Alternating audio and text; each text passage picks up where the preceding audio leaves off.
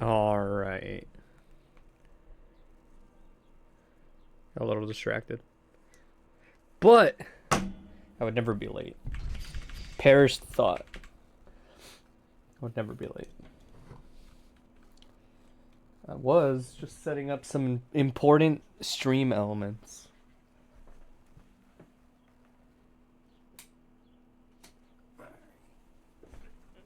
What are the chances I get people that are late today?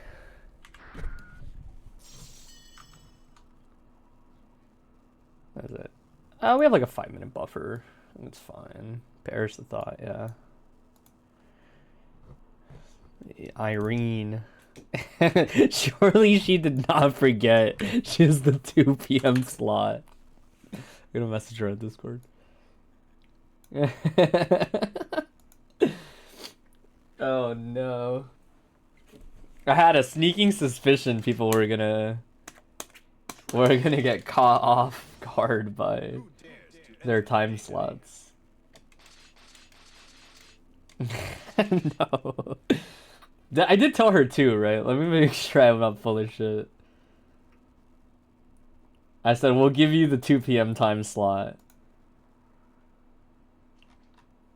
And she acknowledged it. And today is 420. Okay, I'm just making sure I dotted my I's and crossed my T's.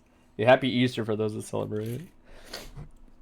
Easter did me dirty. The gym was closed, I guess, because of Easter. I bodied. Alright, well, I'm going to set this up because I should be ready in case she shows up. But there's like a really strong chance she just doesn't. We're going to see how this plays out. Got me like Walter White in the car. Like, Irene, no. No. It's this Sunday, not next Sunday. I think she was one of the later submissions. Yeah, she's one of the later ones. Spot loaded up. I still really gotta like smooth out the process I want to do for these and just like really make sure that I smooth out all these kinks. You're not missing anything, by the way. I'm just like setting stuff up, making sure all of these are good. Monitor. Actually, hold on. You're here? I would never ever expect you to be late to a 2 p.m. time slot. Yeah, I thought it was kind of crazy that you were down to take an early time slot. I thought for sure you would ask for a later time slot.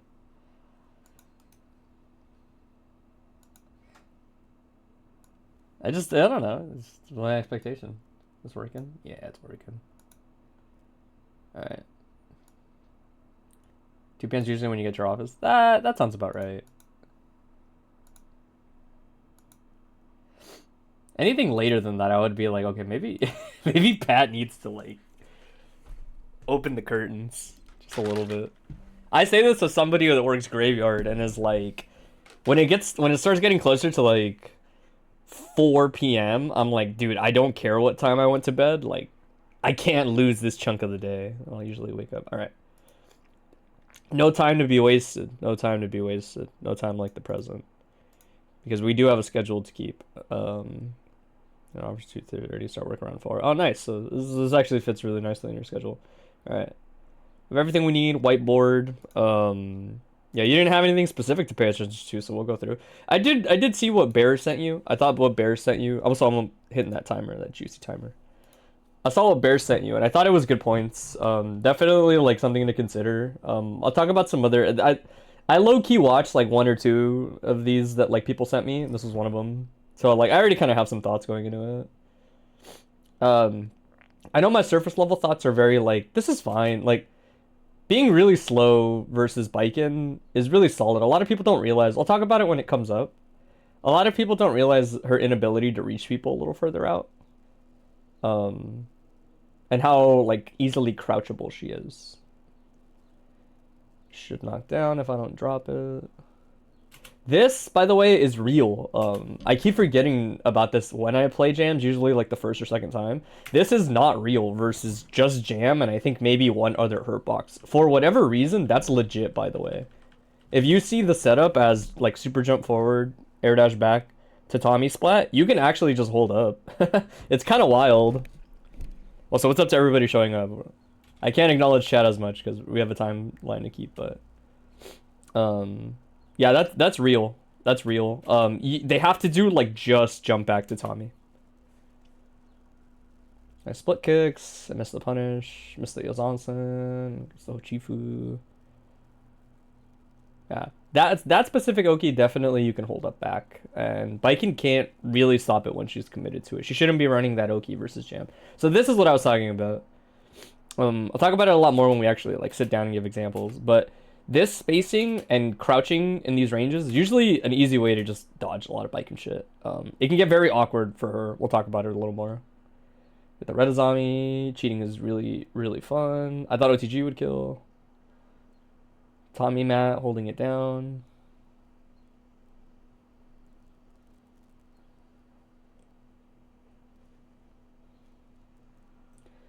Zami on reaction, cheap. Go low on the Hochifu. But yeah, all these situations, it's like, we'll keep going because I don't want to stay too long on things. But all these crouching moments are pretty chill versus Baiken. Outside of Yozansen, like, she's not going to cook you most of the time for it. A little slow on the throw. So it gets a Zami. But this is very chill. This spacing is, especially if you have a lead, we're kind of about even health, so it's a little funky. But when you have a lead, that spacing for most characters is pretty solid versus Baiken. It's a large part of why I don't like certain matchups. Whether or not they're good for Baiken, I just don't like them. 2H for the backdash, slash a million other things. That trade's not too bad for Baiken. It's caught low. I'm surprised that comboed with the running momentum. Nice block. Sometimes parry OSB helping mad people block shit they shouldn't. The right idea with the blitz. Honestly, just kind of like teching through stuff there is fine. You don't really need to like her 6P is okay. Tech blitz is definitely one of those where like it's definitely for the culture versus Baiken. It's not as necessary as like Venom, Answer, Chip. She's lower on the list of like I need to do this characters. Yeah, this range is like, see how none of these reach? Like none of Baiken's quick things will reach you at this distance. It's a big part of why she has to kind of readjust a lot of the times. Nice backdash. We'll talk about that a little bit too. So knockdown, 6k for backdash or anything else. Find Smark. Running bear grab. I'm always calling it that after Sanchez called it that. It's nowhere near as cool as running bear grab, but I'd like to pretend. You said that shit. I was like, bro, running bear grab wishes it was that good. Yeah, so gets cut. That was an instance of getting hit crouching. Like, that shit would not have comboed on stand hit when I did that Roken Sogi. Game 1.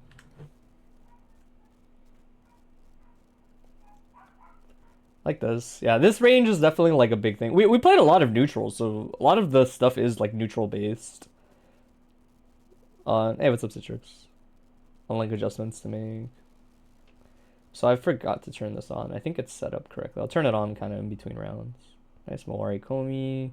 6H is kind of a zombie fodder. It's really dicey, and playing the RPS is never quite that great. I'm not a big fan of it for Jam. She can be right, definitely, but I think she doesn't have to commit that hard versus Baiken. I like the card charge. I like the burst on my part.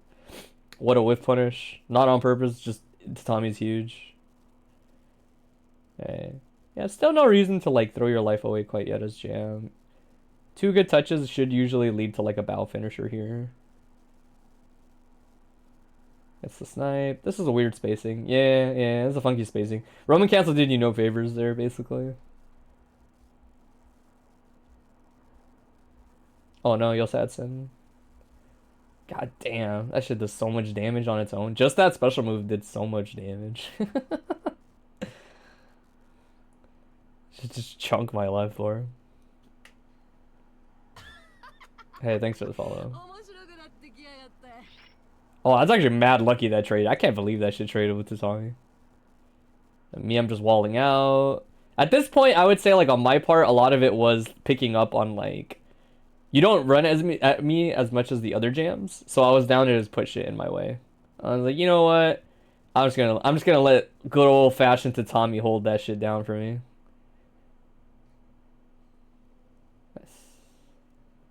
Yeah, checking for like any dead angles, any reversals. Very easy for Baiken to just never commit at this point.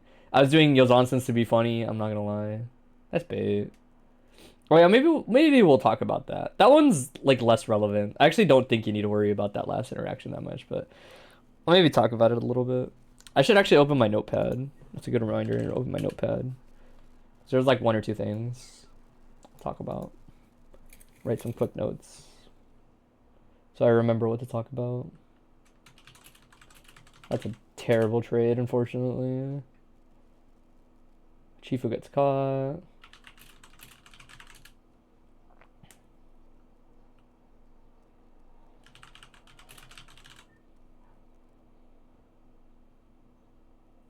People act like they can't do that shit to me. I will 100% let Jam just run up full screen and throw my ass. I'm not getting frame trap.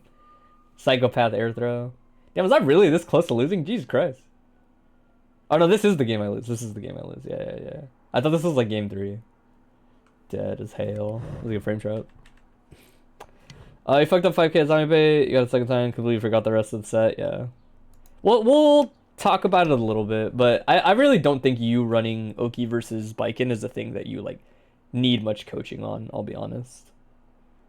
There are definitely like, other things that would probably benefit you more to keep in mind or look for. Hey, what's up, Ray? Nice spacing. I like just being patient. People underrate that. Just being patient. You know that she has like good options on your plus frames. So your plus frames are still like a situation you interact with Baiken. It's not free. I was 100% matching at that point. Just walling out. The spacing is like very strong in general. The Asher, 100%. I used to not match that much, and then I definitely like developed that skill. I'm just like, wait, I can just press a button. Talk about the neutral a little bit. So sweep. Full charge is... I fuck with full charge. Full charge is an easy way to just be like, I don't want to fuck with anything. Where's the jam in this match? The jam in the match is Imouto, a.k.a. Koke, a.k.a. Irene. Yeah, Huchifu gets baited a lot by Suzuran-throw. That's kind of like how the matchup works. That was unfortunate. That setup is 100% like... I don't expect people to get hit, but if they do, like, you'll still round close off the RC.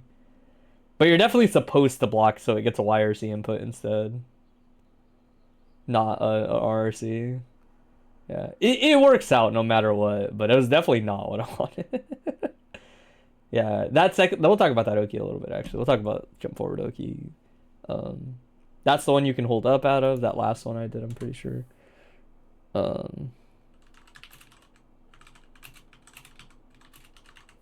about it a little bit. Good set. People thought I was fucking around, man. I only lost one game that day. It was the only game I lost. I might as well turn this on. I think it's on still. Right? It's hooked up. Oh, it's not connected. Hold on. This won't take longer than like a second to plug in. Hopefully it just works on the first try. Sometimes this thing's annoying.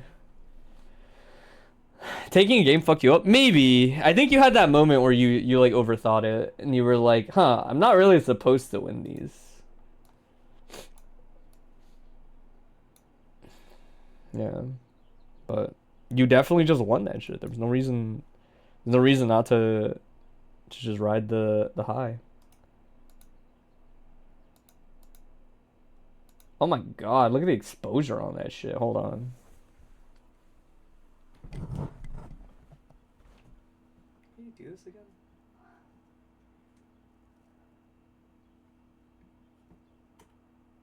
There it is. She looks weird because she's upside down. That's probably why she looks weird. She's not actually like right side up. She looks like that. She's like upside down backwards. Nora. Yeah, so she's like chilling. Yeah, sometimes she looks sober just to make sure it's like just to make sure it's not food time, and it's never food time, but she always thinks it's food time. All right. Keep the timer open. We'll talk about some stuff. I have a notepad up. We'll talk about some stuff. I know the biggest thing for sure. There were two big things I will actually like point out. I think they're important to note, and I think telling people, specifically like a jam player, like what to look for in these situations is maybe like unintuitive until somebody explains it. But the big thing for sure is like the range you hang at is great. The range that you stand at limits a lot of Baiken's approaching options. The idea, I always tell people, this is not true just for jam, it's true for everybody, is you kind of want to hang around here. Usually this is a really good metric in training mode if you're wondering how to like set it up. If Kabare barely misses versus you, this is the right spacing. Most of Baiken's quick options will not hit you here. Crouching will avoid all of her IAD options except jump H, but jump H is clippable by a lot of stuff. 6Ps will beat it. Air to airs generally can stuff it before it's active. Hochifu for jam would get the job done for sure if the timing lines up. Most of the time they won't do IAD JH. You'll go under JS. If they Tatami, they end up right in front of you, which means a lot of the times if you press something like this, you'd be surprised how consistent it could be pressing that. The other thing is like Suzuran does not reach you, so Suzuran throw is not really a thing. This range is a great distance to get back to versus Baiken. Basically, if you are uncomfortable and you just want to be in a good spacing to be ready for a lot of Baiken's options, getting here and crouching is very good. The big thing is like, I don't actually think you need to Hochifu things on reaction at this distance. I think things like 2D will stuff a lot of Roken Sogi's approaching. They will crouch under a lot of IADs. If she opts for like this at this distance and you're already crouching, then like a lot of the times just standing into like your jab will oftentimes catch her. Like in some cases she's so fast it is like jarring to catch them. You could even press a lot of times you can even press 2P. Timing is just really scary because it's like really delayed, but 2P would work too. But yeah, that space will give you an idea what to look for and what to bait. The only thing that reaches is like this, basically. This is essentially like the one thing that will reach you at this distance. This is a true punish on instant block. And if she gets a regular block, then it's just RPSing with a lot, like the usual, like, they might do this into Azami, basically. They might do that, and then Azami. And if you're already used to it, then it's not too big of a deal. I would say that's really important. If you are hanging in this range, I think a really underrated option versus Baiken players, it depends. If they're the type that finally sits still, then you don't need to hang in this range. If they're like me and they finally slow things down a bit, this is a really underrated option. IAD Geki is like very underrated, I think, in this matchup for jam.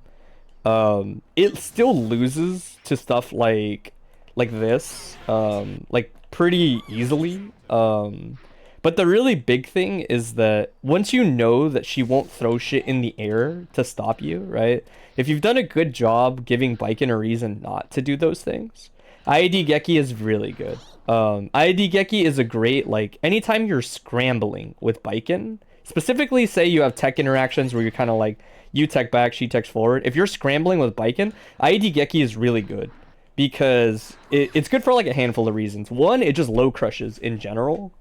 So a lot of Baiken's like grounded normals might not hit it. It's just one of those, it's not like it's consistent or anything. It's just like, sometimes this happens. Right, sometimes you get like the right timing. Baiken will press an actual button in a scramble, and you'll just do IAD Geki and get a great starter, basically. A big part of why I think you can get away with this is Baiken is kind of stubby, or her big buttons are really grounded. Like this exists, but she's kind of got to have it out already a lot of the times, or she's got to be preemptively in the air. But yeah, TLDR, IAD Geki is like really good in scrambles. Really good in scrambles specifically. Sometimes in footsies, but mostly like when Baikens fuck up and they do shit like this, you know, like they're almost certainly gonna do it, right? So it's like things like IAD Geki have a tendency to work out really well there, or even dive kick if you're Milk. Milk does a lot of dive kick and scrambles for the guaranteed counter hit. Just depends. those were like the two things where I'm like, I think both of those would give you like good mileage. Knowing why to stand here and don't do Hochifu. A lot of times your buttons are good versus IAD approaches, and 2D is also good for stuffing grounded approaches. A lot of Baikens have a really hard time getting past this if you know how to anti-air like everything. Like if you know to stand here and do things like this, stuff her out of grounded tatamis like that. It's really jarring for Baikens to get hit out of that shit. They don't usually expect it. The other thing would be, let me think. I didn't talk about it. You can actually ask a lot of the other jams, like Rudy probably kind of knows it. Like Akai and Alma probably know how it works a little better. But if you knock Baiken down, you do, I want to say it's 2P 5K like this. And you do it correctly, it baits like every Azami follow-up, basically, if I'm not mistaken. Notably, the hardest one to bait is the uppercut. A lot of the times, if you're too close like this shit will still get clipped out of the 2P before you go into the next thing. This OS is really solid in general, like this. It's a really good way of, like, if you're pretty sure they're gonna pick Azami, then it's like you would just check once, basically. And you should be able to beat, I want to say, like, all the follow-ups that are relevant there. The stab, the running slash. They should all lose here, if I'm not mistaken, to this OS if you do it correctly. It's just very tricky to get all of the follow-ups correctly. Yeah, meaty 5H is a really common one, too. The reason I say, like, I mentioned earlier, I was like, I'm not really that worried about you running offense versus Baiken. This is a nice OS to have, knowing, like, if you space 2P into 2K, you just check a lot of Baiken's things, period. Which is really nice. It's a really easy check for, like, something that catches a lot. But honestly, if you run good strike throw, which you were doing, like, I don't really think you have to worry about it that much. Because, yeah, like, it covers a couple of things, but, like, if you know they're going to Azami, you can just throw. As long as you're pretty comfortable with the strike throw game, it's not too bad. As long as you're not getting big counter hits on Baiken's end, like, a lot of the regular knockdowns off of her Azami follow-ups are usually good opportunities for Hochifu to have, like, an opportunity to maybe work out or something. They're never good Oki. All of her follow-ups for stuff like this, if it's not all of these, if it's like regular hit, the Oki is kind of whack. It's not bad, it's definitely just not tatami Oki, right? Which for Jam is great. It means she gets a lot of chances. If you want to know more, I would ask the Jams, but I also don't think you need this that much. I think you play around Azami plenty fine, because you don't mash too many normals when you panic. Neutral spacing, tatami Oki. Another very, like, applicable thing you can try is a lot of the lightweights, very notably, tatami Oki is, like, pretty backdashable or pretty, like, blitzable, like one or the other. A lot of people don't know this, but basically this tatami only ever hits you with this little splash like this. No, the first hit doesn't hit, and then the next one hits you. Lightweights more than anybody else can just, like, backdash that shit. Baiken has to commit a bit harder in order to catch it. She basically has to do a much farther reaching tatami, kind of like this. Or if you look a little closer now at the hit, you'll see the difference, where now the inside part of tatami is right on top of you. And that shit is gonna splash all over you, right? Now if you backdash, you will almost certainly get caught. It's very unlikely that your backdash would ever work here. All of your other options probably work now. Things like DP, all the shit that, like, well, maybe not hers because her DP is not immovable, right?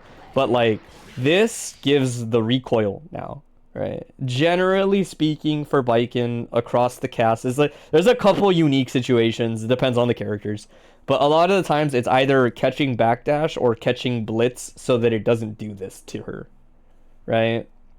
Blitz will now force recoil if she tries to catch backdash. Similarly, like, more character unique specific is Hochifu probably just reaches. I don't know if it's a punish, But I want to say, like, Hochifu should just reach on Zekai now, like, spacing-wise, because she's so close. That this is always nice to keep in mind. You can basically, like, always opt for this if you don't want to block. I'm not advocating for not blocking here. It's just, most people hold Tatami like it's the end of the world. And, like, there's stuff like this. You can do things like that, and they tend to help give you a little bit of leeway, basically. Right, so now Zekai reaches. That actually might be true. That looks like I couldn't block that. Right? The point is, if you're confident and you want to RPS versus some mid-screen Tatami Okizeme, it's always backdash or gambling on your immediate options again. Depending on what you think the Baiken will catch. That's good to keep in mind. I guess the last thing I will cover is, like, if... There's a little bit of nuance to it. It oftentimes depends on people's wake-up timings. A lot of people know that, like, face down sweeps like this, like, everybody's sweep in the game gives you face down wake up timing, and a lot of the good combo enders give face up like this. Or actually, is Kuchinashi face down? Oh, it's gotta be airborne. It's gotta be airborne. So airborne Kuchinashi gives her face up. Rokon Sogi, the slash, gives face down, right? That's pretty in line with how the game works. The reason it's relevant is a lot of good enders like this, right? So say you do like this into knockdown. She's gonna attack, but imagine it knockdown. Her usual ender is face up. It gives Baiken plenty of time versus most of the cast to do jump back to Tommy pretty safely. Technically, if you do this, it's not good versus everybody. Jam's timing is a little slower, so you get jump back to Tommy. The thing I was gonna talk about is a lot of the times when I get this Oki versus people, I will do something where I will jump forward like this, where it's really obvious if you've played the game. Me jumping forward here is like, okay, I will land in throw range, or I will air dash, and it kind of turns into RPS. Throw OSs tend to beat the air dash, and catch the low, right? A backdash might win. Like, there's a lot of different ways this can play out normally if you're not fighting Baiken. But Baiken does not actually have to commit like that. She can air dash back here, which other characters can do too. The difference is Baiken puts out Tatami, where she used to be. So now when you do things like that, like, hey, I'm going to wake up throw as, hey, I'm going to blitz on the air dash, all of those now get automatically baited by Tatami, like this. It's a really, really, like, cheeky setup, where I know most people are like, hey, I'm going to blitz in this situation, right? You're playing off of the fact that, like, most people understand this situation really well. And so you're essentially baiting them into, like, picking... This hit you, like, multiple times. You picked Hochifu, like this once. The splat hit you afterwards. You picked 6H for the throw one time. And, like, the Tatami was a little earlier, so you got hit. Right? Usually in this Oki, I will usually tell people, like, delaying and then, like, pressing up back is, like, pretty solid. If you just hold up, you'll get out. But if she picks, like, the meaty low or something, you'll get caught. Baiken has some pretty good options here. It's not like she doesn't have good options. Really, my bigger point to tell people is, like, if she did running slash and she knocked you down and she jumps forward like this, you have to remember the air dash back to Tommy baits a lot of options. It doesn't have to work particularly hard. It just baits a lot of options. Wake up throw OS, boom. You know, like... all the really solid options normally there are now actually really bad into Tatami, right? You have to pick really weird, like, things you wouldn't expect. Like, this will hit that Tatami every time, right? It's a really unintuitive Okizeme situation. I think just respecting it is kind of fine. A lot of the times it's not that big a deal. You block this Tatami and then you just know that she's probably going to do the F-Shiki off of it, right? It's like, okay... she's probably going to do the Tatami, F-Jiki. Right here, you just keep blocking high because air dash will turn into a mix-up. And 2H is a little slower, so you can react to 2H, usually. The big thing is to tell yourself, like, don't gamble in that situation. Even though it looks like Baiken has to land into you, it's like, don't gamble.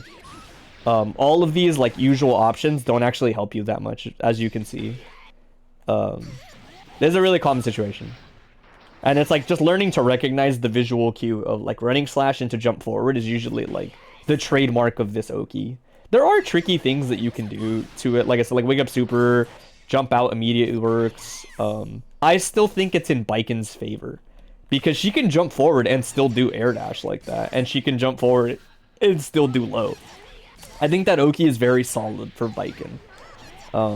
Generally, it's a be right kind of situation, and I think it's way better for Baiken to be right there than other people. Like, she's gonna come out on top. Yeah, it's definitely a little more nuanced. I would say I'm probably the most notable at using it. Some of the other Baikens do it too. Rudy started doing it a while back after I explained it to him. But yeah, and the reward, like, you can see it's so good. It's like you eat a full B&B into the exact same situation. Super scuffed. I want to say those are all the ones I had off of the top of my head. Like, the biggest things were the IAD Geki and learning to hang out and crouch in this range. You have really great lows for all of Baiken's like Suzanon or run up approaches. She's kind of a gremlin. She takes a while to run up. So she's not good at like closing this gap easily versus people just doing shit like this. She might have to like turn it into a zombie RPS, which means like just wait for a zombie, you know? Like there's other ways of getting around it. Crouching here is great. What was I gonna say besides that? No, I think that's like most notable. Obviously, it's like there's like backdash versus a wake up gamble on mid screen. Okazeme is like pretty big. I want to say those were the biggest things. Everything besides that is just like smaller shit. Like you don't have to worry about any of that other shit. It's basically like if you have an extra question, we still have time. I've been looking at the timer on the side. But other than that, that's like my quick rundown. I don't want to. I'm working on not just fucking talking about a million things. Days notes. Yeah, I can take a look. Like I said, I thought Bears was good advice too. I thought his was pretty good advice. That's why I didn't want to repeat it. Yeah, let me open up Discord. Take a peek. Take a peek.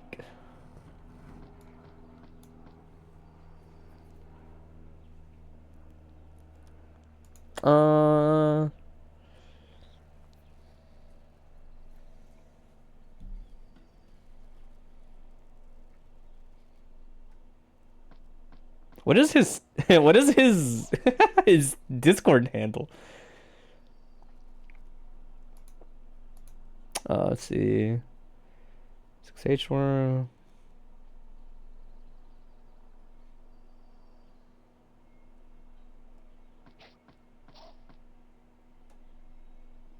Fortune fans of that react.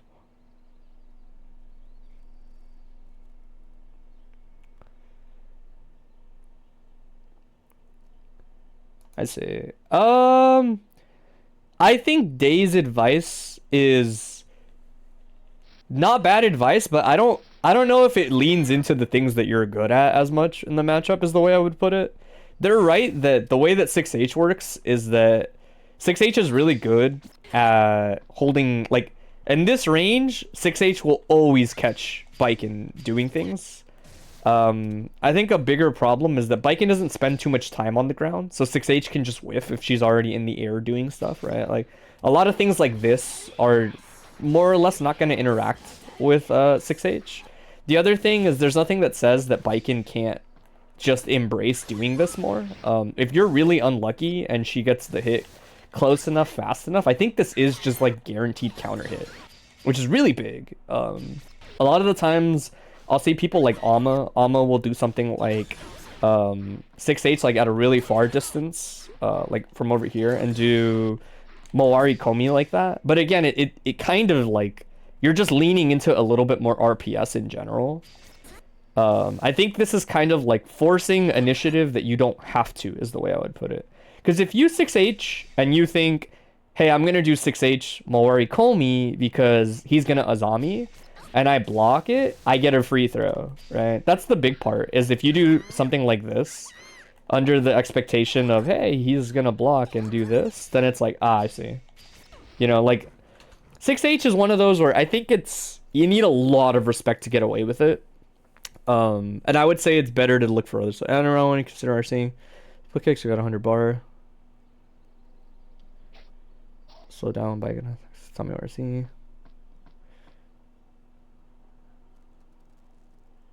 See what easy to check.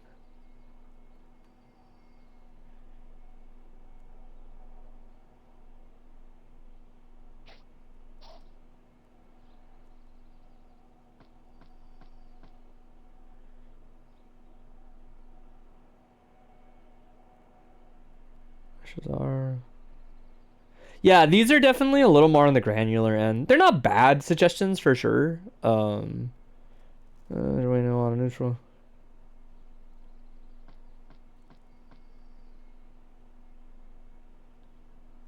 I would say strike the ratios of 4-1 should be a lot more. Yeah, definitely granular. I would say if I was to like generalize Day's notes more, in my opinion, and I think like a really good point that he has that's like a takeaway is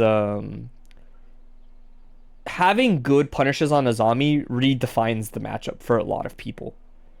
If you want like one extra piece of advice, I guess I could throw in, it's that as you play the matchup more and you find situations where you bait Azami, being better at maximizing your punish is a really big deal. I'll give you a really obvious example. You might already know, you probably already know it. If you block this, 6H is guaranteed counter hit. The frame data just always plays out like that. It's just and it always reaches. That this is like in my head when jams are really comfortable in the matchup, they'll bait this, and you always get guaranteed counter hit punish on it, right? This is a really big deal because like a lot of jams might do this and take a sweep and then get a card, and it's like that is not as big a deal as a Baiken player to eat 2D as the punish or eat like /2D as the punish. You know, a lot of jams are capable of baiting this, but they'll do like this and then they'll do like run up throw or something.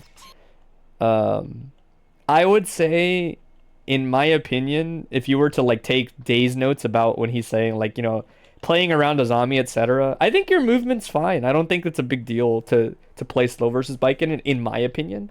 I do think he has a point that when you're at this distance, you're a little too far, and this is kind of uninteractive. Learning to recognize when you're here is important because you actually want to be here. It doesn't look like it's a big difference, but when you're this far away, the tatami only hits you with the part that isn't connected to her.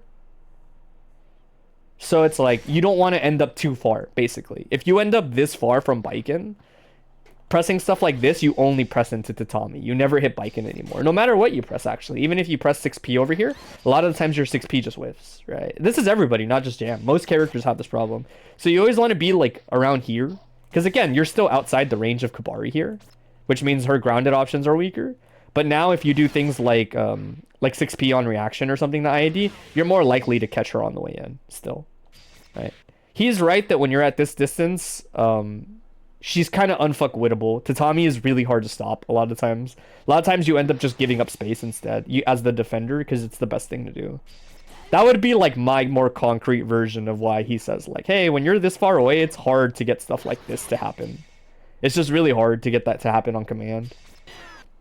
That I would say internalize standing here if you're waiting to punish Baiken. Internalize, or sorry, crouching here. And you'll see probably a lot of success, more or less, in this situation.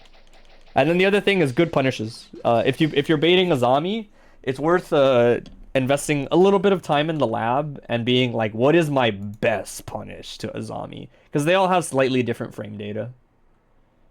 But again, I think that's kind of more on the like deeper end of shit. Like that's definitely like the maximizing your value in the matchup. I think the way you play strike throw and like the new adjustments you do on offense are like, that's good enough for now. You're gonna spend a while like just figuring out all of the ins and outs of that shit, honestly. The 235, that sounds like it's time for our next analysis. The one downside to these is like they're fast. But it's a good problem to have, I think, compared to like my old analysis work through. But yeah, keep it up, champ. Or Citriux. I think Citriux was like second. Yeah, there he is.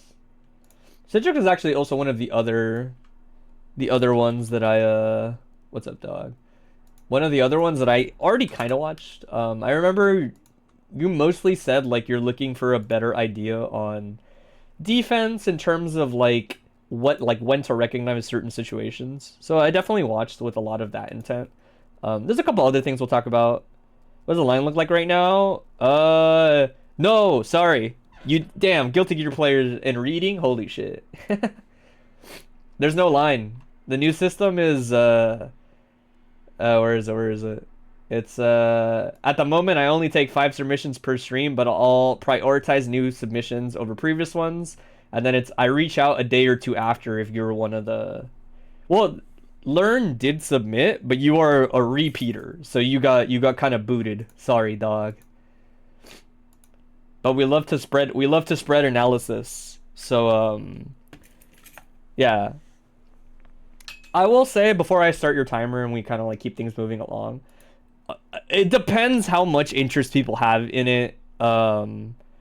I might do them weekly. Like, there's nothing that says I can't do them weekly. It's just I didn't want this to be a thing. I'm like, I do it weekly, and then 2 people show up, and I'm like, dude, I'm not gonna set aside 4 hours of my time every other weekend. You know, like, hey, thanks for the follow.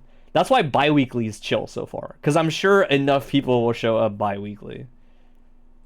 Yeah, you signed up. You signed up. You did your part, but the fine print got you. I'm sorry. All right, timer mode engaged. We'll go into this. There's some other thoughts I had for sure. Best fighting game? We think so. Exert players thinking Exert's the best fighting game? Fucking surprise, surprise, bro. I think bi-weekly is fine. I might do an extra submission or 2 is my thought process. Still keep it bi-weekly, but just do like 7 of these instead. The timing has been better so far on them. Okay, run up throw. It's a little funky because the time, yeah, good adjustment to like still get it, but yeah, I was gonna black beat because of the timing on it. Nice dash through. We'll talk about this a little bit. I'm gonna remember this. I'm actually writing this in my notes. Real quick, some post burst stuff. Gets thrown into the corner. Back throw incident time. It's got an ID. Unfortunate burst. I think they end up getting a pretty sizable punish. Okay, they don't opt for the knockdown, so it's not too bad. You get some tech opportunity. Yeah, this situation is tough. We're going to talk about a little bit of defensive stuff. Specifically for Johnny and kind of in general. We'll talk about some stuff. Defense is always the hardest, though. Don't feel too hard about like always dying on defense. Nice coin. I like backing off here. I like this approach to neutral. We'll talk about it some more. Nice adjustment on the string. I see the vision. It's hard to get the timing. Learning to do all your sequencing is a hard part at the beginning. People undervalue how hard it is to do everything correctly in order. Nice. I love that a lot, actually, too. We'll talk about that.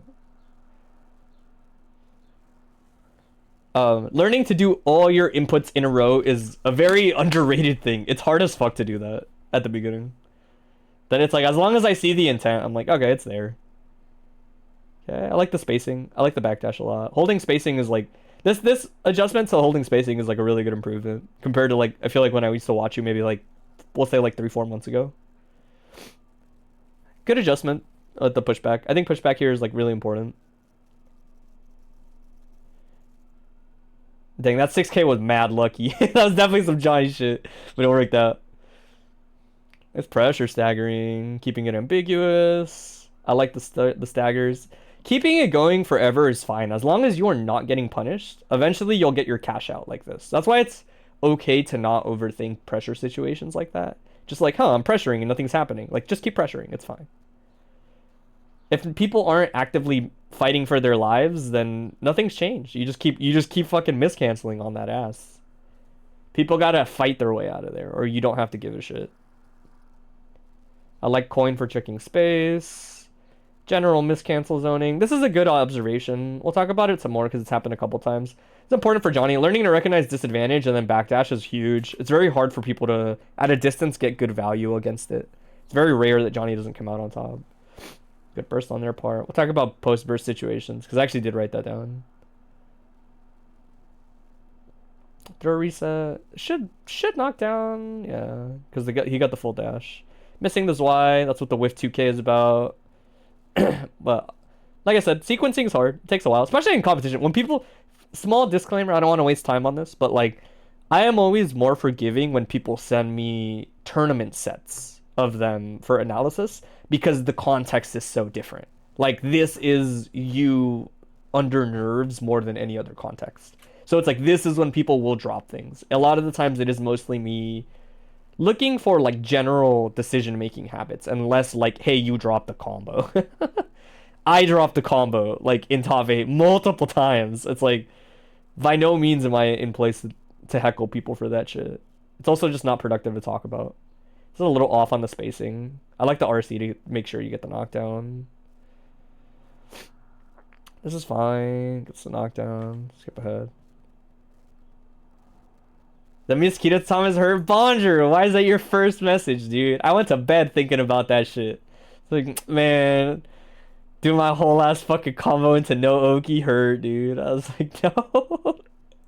Went to bed thinking about that shit. Okay, I like the zoning. I like that a lot, actually. We'll talk about general neutral in this matchup and kind of as Johnny. You've been doing a really good job of it, so I'm not too worried about it, but we should like re-clarify some stuff. It seems like you're already familiar with it. You just kind of waver every now and then. Nice air throw on their part. Is medium plus. Get a respect. Oh, that's unlucky. That's mad unlucky to get low crush like that. Coin a bar, I like it.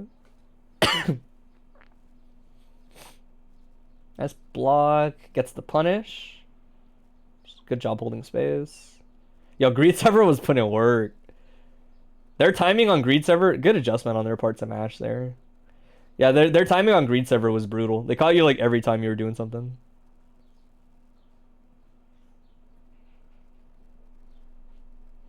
Yeah, I heard a lot of people were on the PS5 struggle bus. Nice timing around it this time. All right, we'll talk about that a lot, actually. There's a situation I wanted to talk about. Hey, what's up, Chastity? I like the backdash. Yo, the later active frames of slide? Nice. Good burst on their part. Oh, yeah, we definitely have to talk about post-burst situation. We gotta talk about that shit. It's important.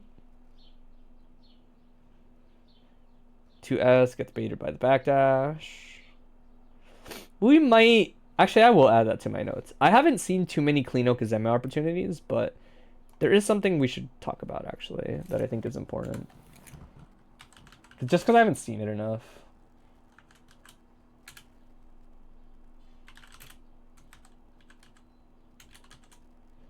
Yeah, out of the corner spacing, super awkward for the confirm. This is a little close. Good adjustment to know you would dash through. What's up, Morrigan?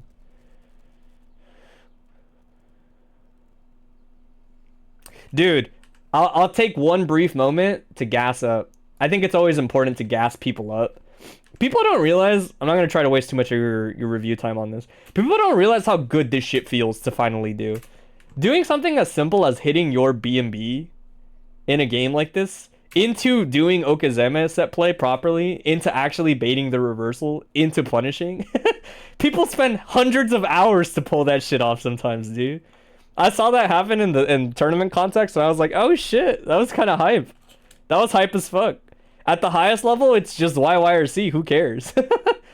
But like at lower intermediate level, I saw that and I was like, yo, good shit.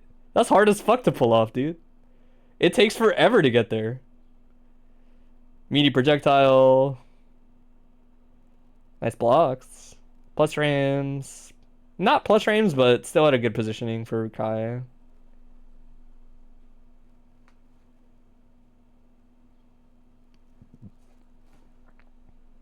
I like the spacing.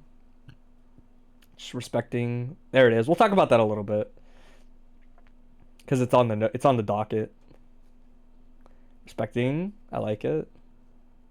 Again, situations like this, they're not so bad as long as you tell yourself, like, alright, I'm still in control, you know?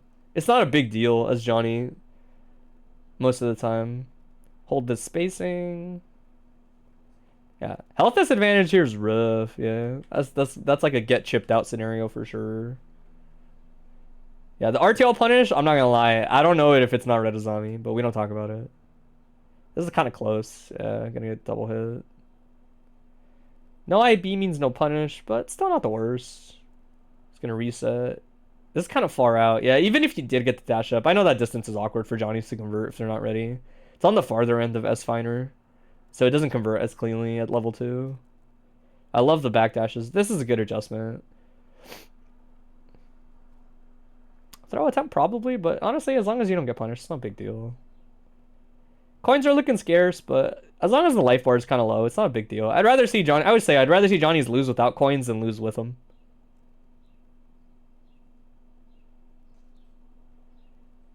Bro, the extended hurt box on 2S? Getting clipped by 5k? No shot. Oh my god, the 6k finally prevailing with stop greed servers. So poetic for this set, honestly. That shit is poetic to say the least. Okay, this is kind of far, but it should maybe convert. Yeah, it's a little funky if you're not right on the timing there. I think you have to do like dash coin. Should punish. Dude, I was really impressed that he did level 1 cancels here, by the way. Like, this is shit people don't realize. Like, he was at level 1 when he did that. That's like when it's hard to hit your JD loops. I get it, it's early in the combo, so you have plenty of untech time, but like, that's when that shit's hard to do.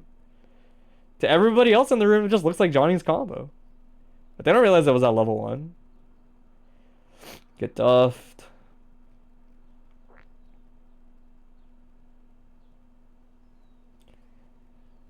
Oki, nice block. Nice pushback. Yo, the walk forward confidence there is so nice. Sometimes you just have to have confidence in yourself. Yeah, good timing on the YRC on their part. That coin wasn't necessarily a bad idea. They just had resources to check it. Dude, the last second, I saw that person bait burst, and I was like, this person plays Strive. Only a Strive player would bait burst at like 1 pixel, bro. Come on. Just let him have it. Like, Jesus Christ. Oh, we don't do a queue system anymore. I'm sorry, pork bun. We do form requests. They're a lot better and more respectful of people's time. I'm sorry. I'll do my best to post the form around when it happens. We might need to figure it out though. I'll probably increase it by 2 people next time. 2 people shouldn't break the bank. 6p? Okay, just respectful. That's fine. It's not a big deal.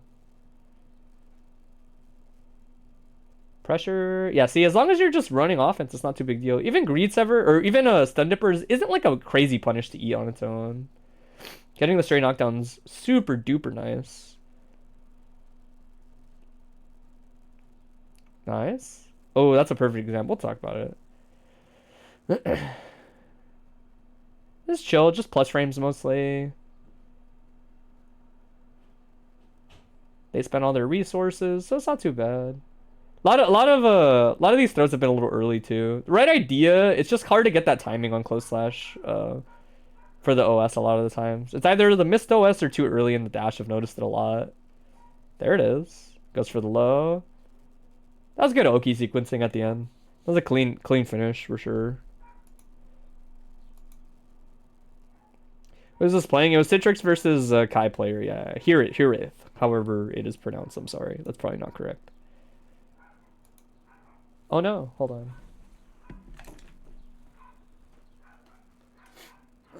All right. We'll talk about the first thing. Talk about the first thing because I do find that that is probably like the biggest thing that you'll actually want to talk about. Basically, defense is always the hardest. It takes the most. It takes the most game knowledge to have confident decision making on defense, right? It's basically trial and error, really. Most things defensively come down to how well do you actually understand what somebody is doing to you, right? Do you know what is plus? Do you know what's minus, right? Like, it's the flashcard part of the game. It's just, hey, 6k plus, minus, what is it? You know, and you kind of gotta guess. Ideally, we'll talk about like a theoretical, like good defense in general, which is pushing people out into removing frame advantage is oftentimes like the generally best strategy, right? So like, for example, just a general string, right? Doing something like pushing them out, right? Usually only for maybe the first button or two like that, right? Into like transitioning into instant blocking is more or less the best form of defense in the game. Defense is case by case. So there are sometimes jams, I just keep FDing, right? Because she's stubby. I don't want her close to me, right? That's just more important than removing her frame advantage. She's plus on a lot of things later anyway, right? But most of the time it's fine to push people out and then remove frame advantage at a distance, right? She's petite. Yeah, we'll say that. The big thing is pushing initially in block strings is a good way of reducing the ability of your opponent to tick throw you, right? Like if this guy just does this and I push, look how far we are at this distance, right? Suddenly tick throws are way harder to pull off, right? A little bit of push block will save you from a lot of tick throw situations early.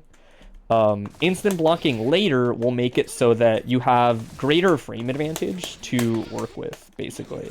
Right, so if I was to see if I can time this, that should probably be it.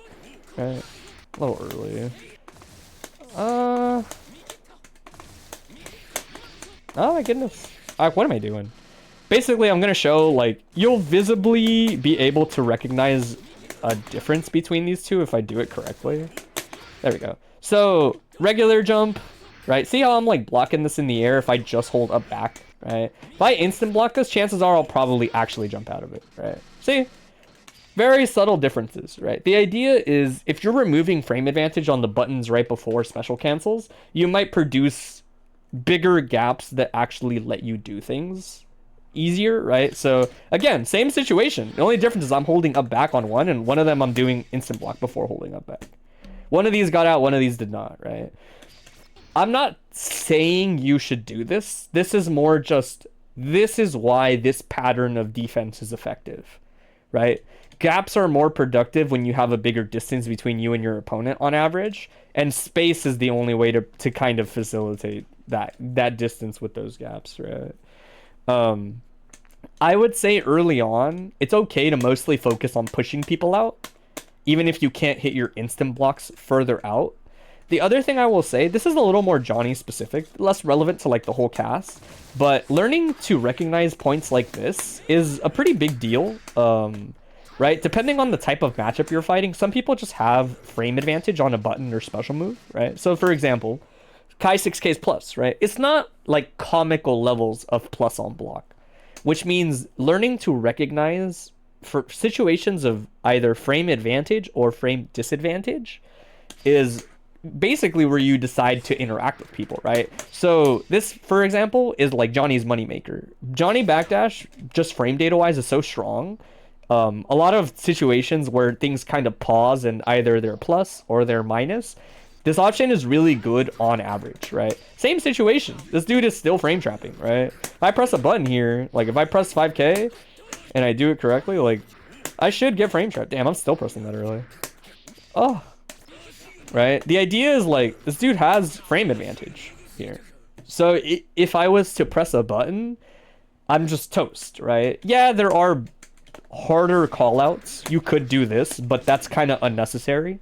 You don't know whether they're going to pick a low or a mid there. You have no reason for believing one or the other yet, right? The bigger thing to recognize is Kai 6K is only a certain amount of plus. It's only plus enough to be plus. It's not plus enough to jail you, right? Certain things are. Like Kai 6H is actually plus enough to jail you into certain normals, depending on how it hits. But as long as something is only a little bit of plus, right? Soul, Fafnir, Kabari, like Baiken's like Claw, Kabari, Jam's Puffballs, etc., right? A lot of moments where people kind of have to reset their pressure on frame advantage, backdash into either 5K or far slash are really solid. In terms of deciding between the two, usually in the middle of the screen, I would say backdash into far slash is better. Oh my god, that's so late. Right? Because in the middle of the screen, you're ultimately going to end up with more distance between the two of you. But in the corner, that's actually not the case anymore. You do need that extra speed and you won't go as far. So a lot of the times you want to opt for like 5K there, right? This is by no means like the holy grail of defensive options. But what I'm more so getting at is whenever it comes to a matchup, say you're struggling on defense, you really want to find points where it feels like they're doing either things like this, right? This is kind of uninteractive. Any projectile YRC is oftentimes just block it and tough it out a little bit longer. It took a little bit of resources.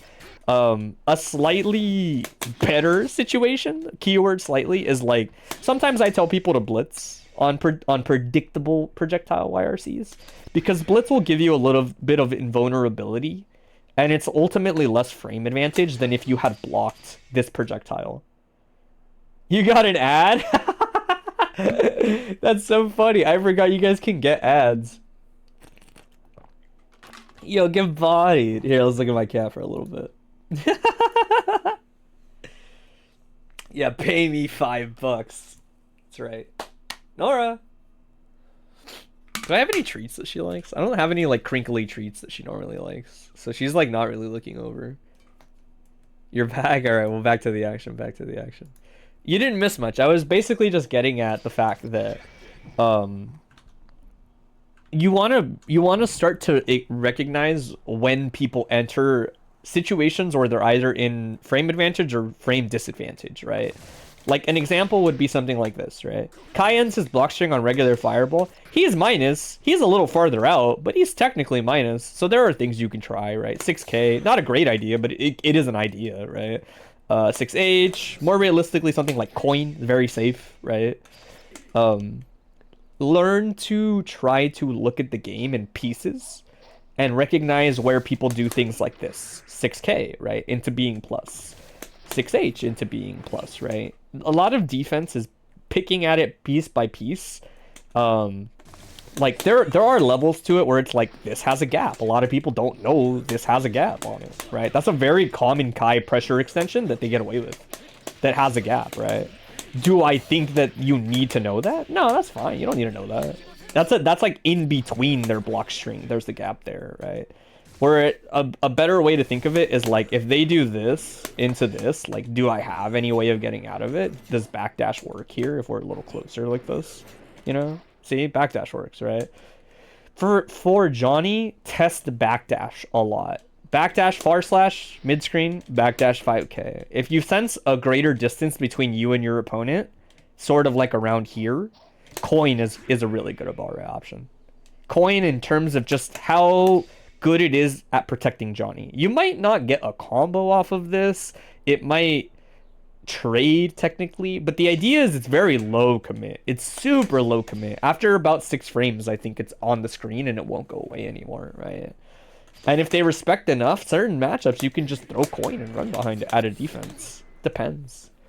Those are like the starting points. Similarly, by the way, if you learn to recognize situations like this, depending on the matchup, like, there's nothing that says you can't learn to recognize a gap and just mash on the super, right? Like, all of your sort of like reversal type options become fair game as long as you're not in true block stun, right? All of it, all of it, all of it, all of it. Even jumping is fine sometimes. Just depends.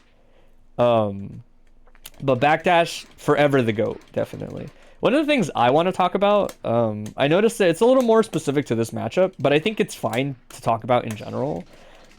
It's okay to just chill in neutral in matchups like this. If you're not fighting one of the more established zoner archetypes, right? Badman, Dizzy, Venom, I guess, in this matchup. Not Kai, Axel, kind of. Like, learning to hold distance and just represent this is important. You're not in a rush. I can't emphasize that enough. As long as you're not drastically behind, you're really, really not in a rush. Something important to keep in mind is if you hit something like this, take like 1 dash worth of space and play it the exact same. This is all house money. If you're not getting a coin yet, don't rush. Even when you get hits like this, I really do think there were a lot of moments in this set where you would hit something like this, get the hit, and then dash multiple times. You want to be careful about that because you really don't have that much control there, right? If this guy techs forward and you do this and you dash twice, you're going to run straight into that button. Oh my goodness, I can't even do it. There we go. Right, you're going to run into like whatever button they're pressing right here, right? When they tech forward and press a button, you got to take it slow, man. It feels really boring and like nothing's happening, but look at my meter gain. One of these gains me almost 25 bar. You gain bar pretty fast. Even if you're basically just waiting around for 25 bar to do this, that's fine. That's totally fine. But because Johnny's so big and burly to get around in neutral, just keep fishing for it. The one exception I'll say is keep in mind when you're zoning with K-Misfinder, you're waiting for this. If you see counter hit K-Misfinder, run up. This is when you finally run up. That's like a really small but important distinction to recognize, right? If you're just getting pokes like this, just take it slow, like feel it out. It's free damage, it really is, right? But if you finally are like zoning and you hit one of these, run up. Do like 2 dashes and start kind of doing offense, because level 1 counter hit KMF is guaranteed knockdown. Like this will always knock them down if I'm not mistaken. Maybe not in the air, but a lot of the times it does, honestly. It's very surprising how much untech time this has on it. That it's like, a lot of the time, yeah, see? So like, if you hit this under any context, a lot of the times it's okay to now run up and do 2. But in all honesty, until you do hit it, you should just chill out. Keep your zoning game up. Don't force it too much. The only time I would kind of get it is if you're fighting some of the zoners. Some of the zoners, it's scary to just wait around and do the I'm going to build meter thing. But somebody like Kai, his zoning is not there. He, you know, this is all right, especially if he gets a counter hit off like heavy projectile enhanced. But other than that, it's pretty slow. It's not a very intense zoning game. One of the other things I'll say is this came up a lot. This is general advice for everybody. I whenever I see it happen, but definitely it happened a lot during your set, which is say you finally have something like this happen. Post burst situations, in my personal opinion, if you are not a character that moves very fast and burst just happened on the screen, you should take space really slowly. A big thing to remember is, I'll give you an example, right? So like if I do this and I do this and I burst, or they burst and I do air dash forward. This happened a couple times in your set. You'll do air dash forward. Kai has been actionable for a while, right? There's nothing that says he can't run up a little forward and press 2H or 6P, right? It is by design that you recover after the defender does when burst happens. If this was not the case, people would constantly just run at you after burst, right? The one exception is characters like Milia, Chip, kind of Answer if he has scrolls, I guess. Characters that move really fast or have good movement options, even Jam's like okay at this, are characters that are kind of allowed to take the burst and then immediately run forward again. That's okay. Johnny is a little too slow at it. Really the one exception is this. You'll see some Johnnies eat the burst and do dash into TK's or dash into Y like that, and it's okay. But you don't need to do it. It's okay, you know, like, especially if you have a level and you have a lead, it's okay, you know, just, you gotta win the neutral slowly again. Because moving forward can be free damage for your opponent a lot of the times. If they're ready and they burst in that spot and they're ready for you to air dash back in, they're definitely in an advantageous situation compared to you. That I would say, like, whether it's after your own burst or whether it's after their burst, play it patiently, right? When they burst you, take space kind of slow. Like, it's okay. Just tech in place and then you're full screen distance. Neither of you has good options. If you burst them, do the opposite. Or not do the opposite, but like more like, let me see. So like if this guy does like this, right? When I tech here, like or when I burst here as the defender, I'm almost always waiting to anti-air my opponent. If this dude does air dash in here and just sends it, I'm in anti-air mode, right? Because the only way you can reach them from here as the person that just got bursted is usually from air dash. Not a lot of characters can close this distance without air dash. So you're only looking for one thing as the defender, right? Those two things are very important to remember. And you really want to pay attention to who bursted who and who's the guy expecting to anti-air the other, that kind of thing. You're very guilty of it. That's because Elphelt does air dash JDYRC, and even that isn't uncontestable. You can still anti-air that. The last thing I'll talk about a little bit, you did it a couple times, is definitely just you gotta be more willing to just space 2D like this on your Oki. It takes time. A really big thing I tell people about like 2D with Johnny is you actually want to be farther than you think. If you're like right here, you're too close. You only want to hit with sort of the farther end of 2D. The way I would explain it is essentially The trade-off is, yes, this becomes a little easier and more consistent to backdash, right? Like, generally speaking, whenever you space out something on the floor, it's a lot more backdashable. But that's not what you're looking for, is the way I would put it. When you do space 2D as Johnny, you're looking for DPs, right? Almost always. It's just the name of the game for Johnny, right? Ideally, it's up to you if you really want to, like, practice it. But usually // cancel, I'm so bad at level 3 cancel, into, or sorry, 2D into // is like a very solid string here. Oh, it's been so long. Right? A lot of times, even at like max range, this converts pretty well. Say it like that. And you just kind of do that string no matter what. Whether or not they DP'd, you wouldn't get the miscancel anyway if it whiffs. See? Right? Certain DPs will clash, but you'll usually have the input eaten during the clash anyway. So it's not a big deal, right? But yeah, usually 2D into // is very solid. If you're able to do 2D, 5D, you're probably too close, is like a good metric. Like, if this is connecting solidly, you're probably too close to bait DPs really easily, is the way I would put it. But yeah, don't be too afraid to just try more space 2D into // It's very solid. Like, again, it'll still just be a block string anyway. If you, oh my goodness, like that, right? That it's like, this is chill. It's just a block string. You can go straight. You can be ready to hit confirm it or not. You'll basically just get a feel for it. Oh, it's been so long since I practiced Johnny, not get this input on accident. But I would say, I mean, do you have any other questions? Does that make sense? You have a little bit of time before we move on. Again, a big thing with defense is learning to recognize when there's finally like a little bit of room to try stuff, basically. And the best way to do that is to just kind of look at Dust Loop and look at where people try stuff.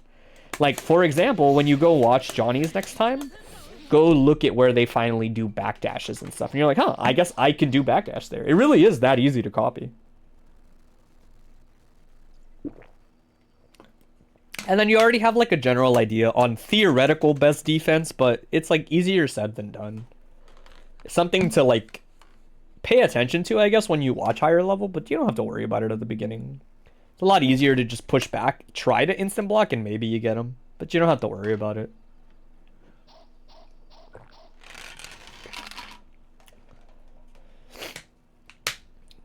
That set was just like not drop shit, mess up inputs. Yeah, I would say that's like, I mean, that's a lot of Johnny, right? But I will say, like, a big thing, like I said, there were a lot of moments where this Kai did 6K every now and then, and you can definitely check with backdash. You can check with maybe even DP, or not DP, super, depending on what they're picking after, and if it's not if it doesn't low profile correctly. But I thought a lot of the for what it's worth, I thought a lot of the pressuring was fine. You know, if somebody is just waiting around, and you're doing this. That's fine. You're not doing... This is fine. As Johnny, there's no reason to freak out. Just keep doing it. Keep doing it, and then be ready for you to get a hit. It's that simple. Sometimes people are in those situations, and they think, like, man, I really gotta make them get hit. And I'm like, no, you don't. You don't. People forget, dude. I think it was, like... one of the final games or the game before the reset or something at the Frosties that Ray won the first one. There's a moment where Yosagi does like 6 of these in a row. It's at the highest fucking level. He does like 6 of these or something like that. But no, that's fine. Being a mid dispenser is good, man. It's chill. The only thing you have to be worried about is if every now and then you want to wait and see if they'll do something. If it feels like now is the time. And if they didn't, then just do it again. Like, that's the beauty of being plus on block.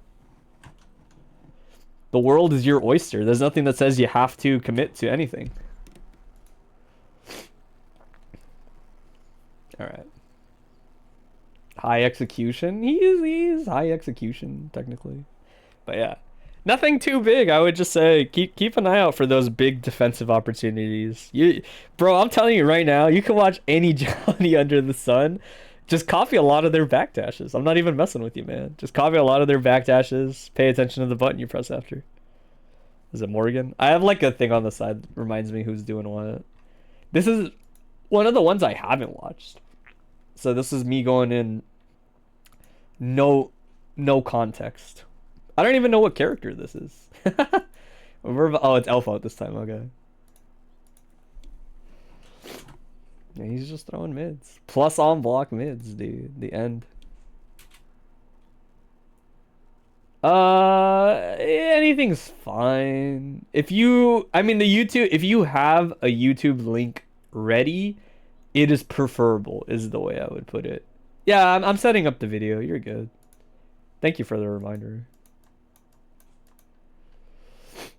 But if not, then it's cool. I mean, I watch Twitch links too. The timing on the like moving in 10-second increments is a little more awkward than 5-second increments, but it's whatever.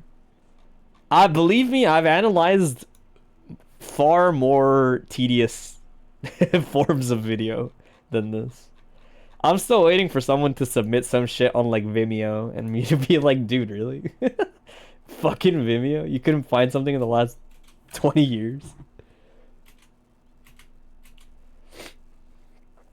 Alright. But I'm cool with this. It's no biggie.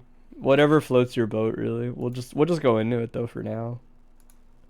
Hit up that timer. Oh, I didn't turn this on. There we go.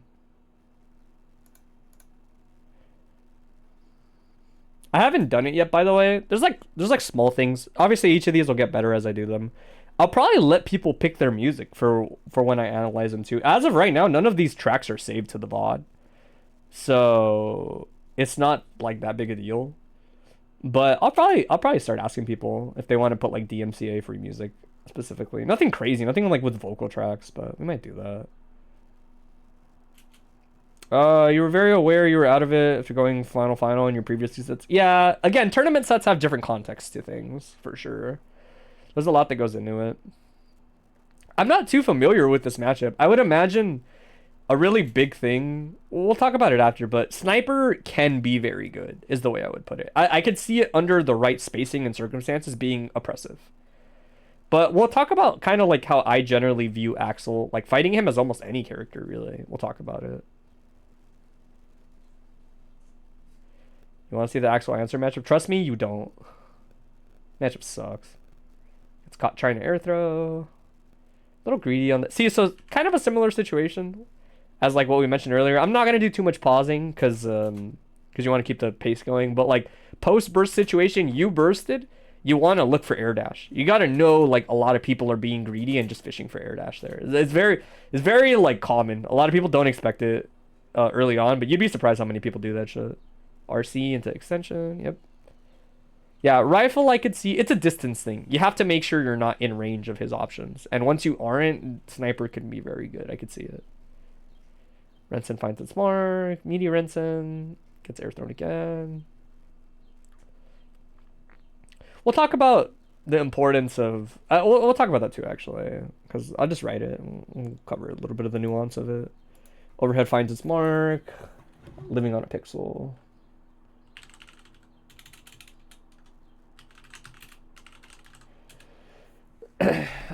Yeah, keep away is easier said than done. That's kind of what I'm getting at. We'll cover it. Don't worry about it. There's already like a couple of things I think are important to point out.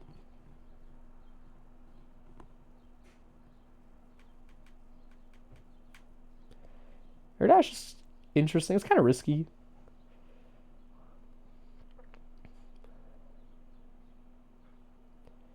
Gets nailed by the overhead. Doesn't bite on the burst bait. I'm assuming it was a burst bait. It looked pretty obvious.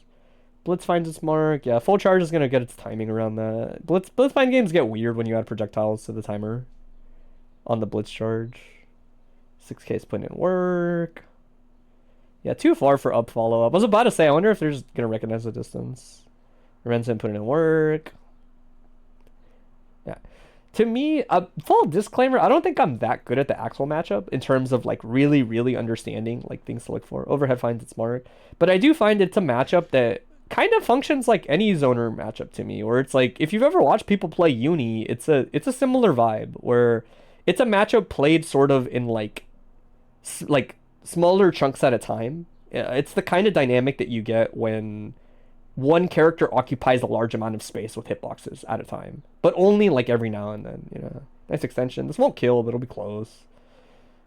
DPRC is hard to contest. There's that same situation again, right? Talking about it earlier. A lot of people underrate how frequently this happens, right? Where it's like, scramble, you don't want to deal with it. You burst, they air dash in, right? Don't get punished, right? Something to consider. Very, very, very important common situation, especially if this plays out any worse. Nice pickup. A really good pickup.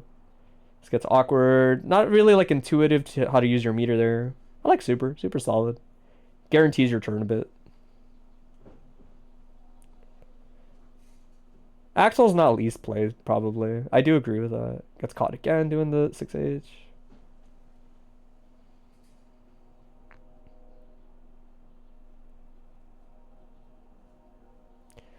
Well, that's crazy. The full run up there is super duper confident on Axel's part. Nice pickup. Yeah, a little too high for bridle. I would have done full shots and extending with the explosion. I think honestly explosion might have hit. Kind of fucked up to think, but nice 6H. DP maybe? Yeah, I like respecting DP. Good awareness. Pineberry is going to own space for free. Explosion? Yeah, this is what I was saying earlier. Although not with bridle. You can actually just run up there, I think. That was a really good confirm. Oh, no. Air dashing into the corner. DP is a factor here, potentially. Nice snipe. Nice pickup.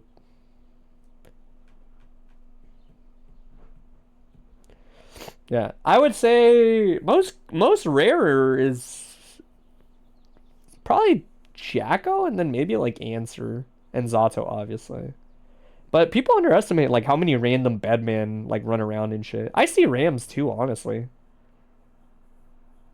It's just a diverse cast, dude. Is that 2H again? Nice. It's caught. Good job using Pineberry to control space. There's that air dash in again, right? If there's an elephant in the room, it's definitely this. For this set in particular, but just kind of in general. We talked about it earlier, but it's really important to recognize when people don't want to respect you post burst like that. Because you are an advantage in those situations. You recover before the opponent does. So you have a lot of ability to stop that kind of stuff from happening. Probably 5H is my guess, by the way. If you're wondering, like, how do I do that shit as Elphelt? It's probably 5H if I had to guess. 5H probably does an okay job here. Right? Anytime you get clipped in a scramble and say, fuck that. 5H is probably not that bad. There might be something better. Hey, thanks for the follow. 6H might also go pretty hard here. 5H or 6H would be my guess. Oh, misses the link. Nice blitz on their part. Nice blitz back. High toss to own space. Nice block behind the Pineberry. Oh, get duffed. This is gonna hurt. Ooh, that was a good timing on the command grab. Shot. Alto's a good character in this game? No, and I thank the developers almost every day I play it that's the case. God bless, bro. Zato being bad in this game is 100% a bless up angle. That's some bless up shit for sure. Nice pressure on their part. I like the jump escape. Yeah, respectful of DP. They're definitely starting to pick up on it, that they know they can get away with it. Not too bad. Burst out of the 5D. This time, post burst kind of works out. See, like I said, I mean, I'm kind of cherry picking to be fair, but again, a big thing is definitely like situations post burst. You don't air dash in, you just kind of take space, throw some bullshit on the screen. All right, we'll watch like one more. I don't want to. This seems like it'll go a bit of the distance based on where it is. Yeah, and you're definitely already losing time, so I don't want to waste all your time. Usually, like one more game will probably get the point across. We've already seen a lot, honestly. I don't think we need to watch this whole set.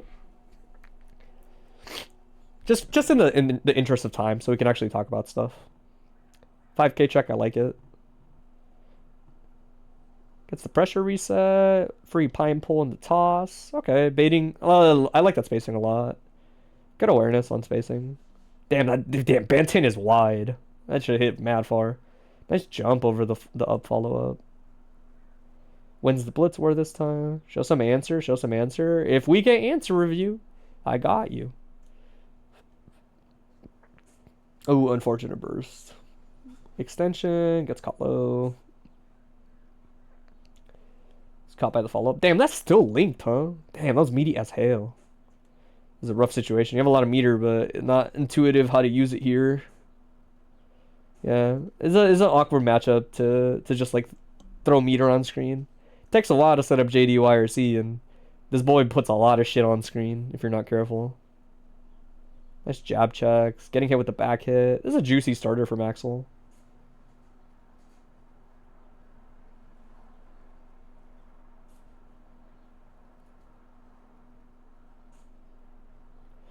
Follow up. Good extension on their part. They're going to get pretty solid Oki on this. Or not. They just opted for damage on the side switch. Alright, we'll talk about it a little bit. We'll do some like matchup talk first. Like I said, I'm not that great. I don't think I'm like the best example. I'm far from it. My Axel experience is about as limited as a lot of people's, for obvious reasons. You know, there's just not many actual players, so it comes up like kind of here and there. But what I do know about Axel is he works just like a lot of the zoners do in a lot of games like this, right? If you've ever watched people fight zoner archetypes, I think it can get kind of weird because this game doesn't really have them, especially like this iteration of gear doesn't really have that many of them.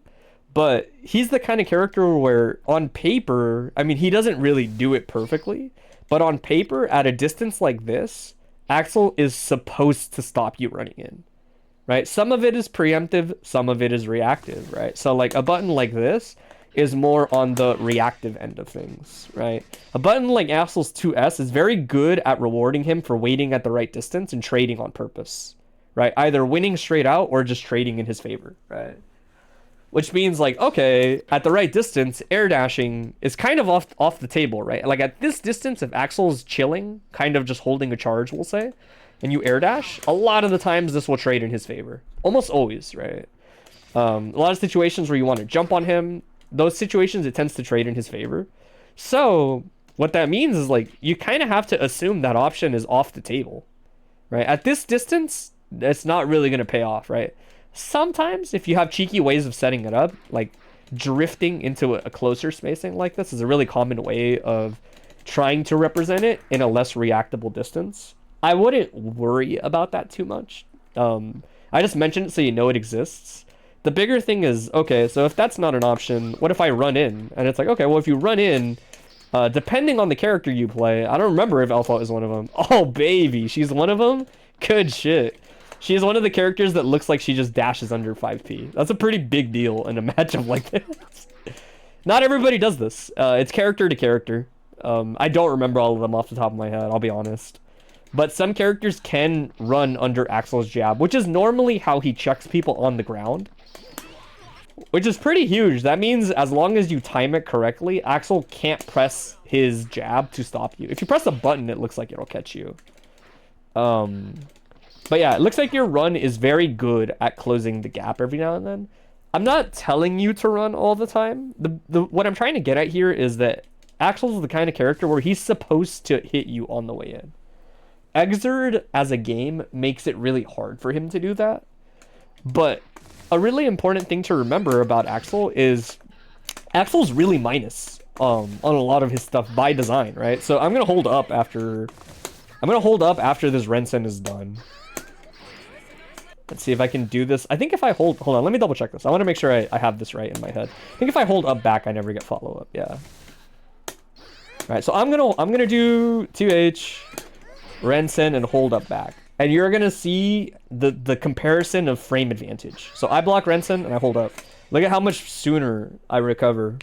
Right? Rensen is very notably minus on block, right? What I'm kind of getting at is, yes, Axel can do a bit of this every now and then if he times it correctly. Right, he gets a little bit of the like YRC projectile shenanigans. I'm pretty bad at it, but I know you can get Rensen YRC if you do it right. There it is, right? So he can do a bit of a pressure extension, but generally speaking, it's okay to block Axel, especially 2H, right? 2H is usually the button he'll press, right? All of his kick normals are reserved for when you're close to him. He's never really pressing these in neutral. He might press far slash a bit in neutral. It just depends. Usually, Axel doesn't really want to be this range with you anyway. Usually, it's farther. Which means, again, usually it's just this, sometimes this, but not usually. 2P is kind of whack for Axel. It's usually just checking with 2H, right? Like owning space with this, doing a special cancel, not doing a special cancelable, you know, etc. But my point is, when he does this, he only has 6H.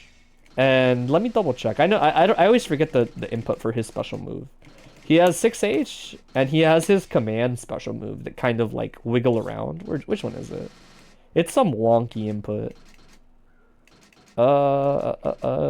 It's not half circle H, is it? Axel bomber. Is it really reverse DP? No. Yeah, I just always forget the input on his cross-up special. It's something wonky. It is DP on K, right? Yeah. So if you see this, Axel really only has like that and 6H off of 2H, right?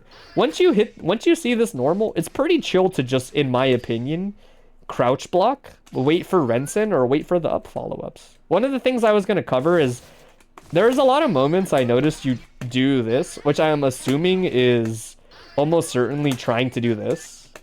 Yes, this is like theoretically possible. I would not recommend it. I actually don't think air throw is the right response. You're never getting this on reaction. It's way too hard. You could do it preemptively, definitely, but this is way too hard to do on reaction. Generally, if you see it, a lot of people will jump an IB into it to remove as much of his advantage as possible. So, like, for example, I don't think you have to space this to be plus on block, if I'm not mistaken. Let me see. Yeah, he's, like, pretty decent on regular block, right? So, like, as you can see, we're kind of jumping around the same time. I actually look like I'm more plus than him in this specific instance. But if you do this, look at how much sooner I'm recovering than him, right? The big thing is, like, this is, like, a lot of people don't actually know that instant blocking in the air reduces, if I'm not mistaken, even more frame advantage than doing it on the ground. If you instant block something on the ground, it removes a certain amount. If you do the same instant block in the air versus that option, it removes even more advantage, if I'm not mistaken. That's why jumping into certain options and instant blocking them removes a ton of block stun, right? So again, like if you're in this situation, if you find that it's happening, ideally you can jump into it and IB it, and then you have enough frame advantage to basically like do something after. This is still, in my opinion, kind of hard to do. Like, I still don't think this is what you should do. What I was actually going to say is you should just consider, like, if say you're in this situation, you should actually just consider blitzing more on reaction. Blitzing is a very approachable mechanic. When you kind of discern when something's probably going to happen, it's less rewarding than doing something like this. Because obviously this is free. There's less interaction between what they can do because now that you're just plus and they're not, etc., right?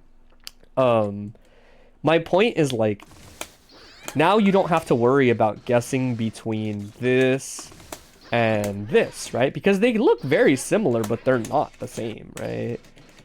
But if you... I want to say Blitz should catch both of these timings. Oh, whoops. Wait, what is that recording? What is that recording? That's an unhinged recording. Alright, let's see. I want to make sure I just have all of them. DP...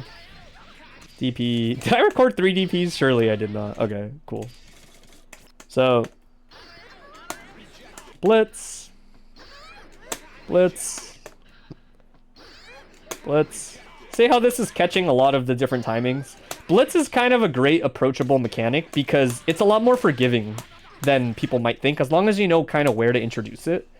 It means that I no longer have to recognize, oh, he's doing 6H, which I believe is still good on block, even on air IB. It's not that bad, I want to say. It's definitely better than the cross-up one on air IB, right? Because he just lands pretty fast, right?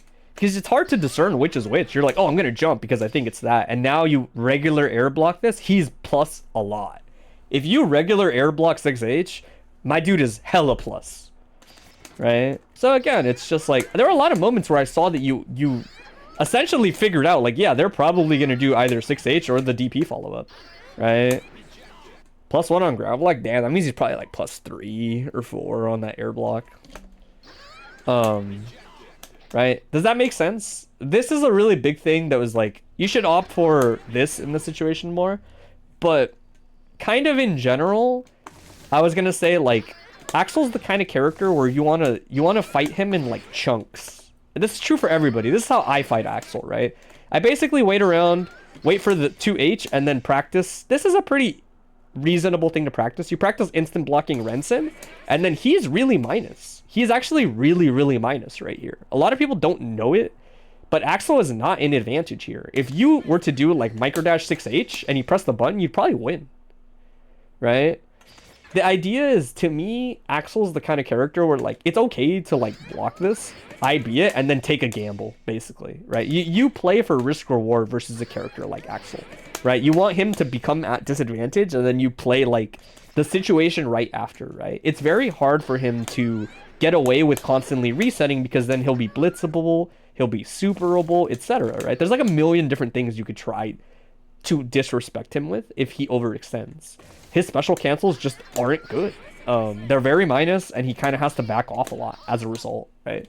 Which means that you can do IB into run forward, you can do IB into microdash far slash, right? You can do IB into walk forward and then block again, right? Like, these all sound kind of silly and kind of like, well, why would I do it? And the idea is that Axel's built really well to punish you for running around. That's like supposed to be his thing, right? If he's good at putting you at this distance, a lot of these buttons, 6K, 5P, 2S, these are all really good buttons for just catching you doing random shit in the air, right? That it's like, you really want to not give him free hits, basically. You want to minimize how much it happens. If he does something like this, and then he Rensens and he presses a button in place, oh my god, he's so minus, dude. He's so minus.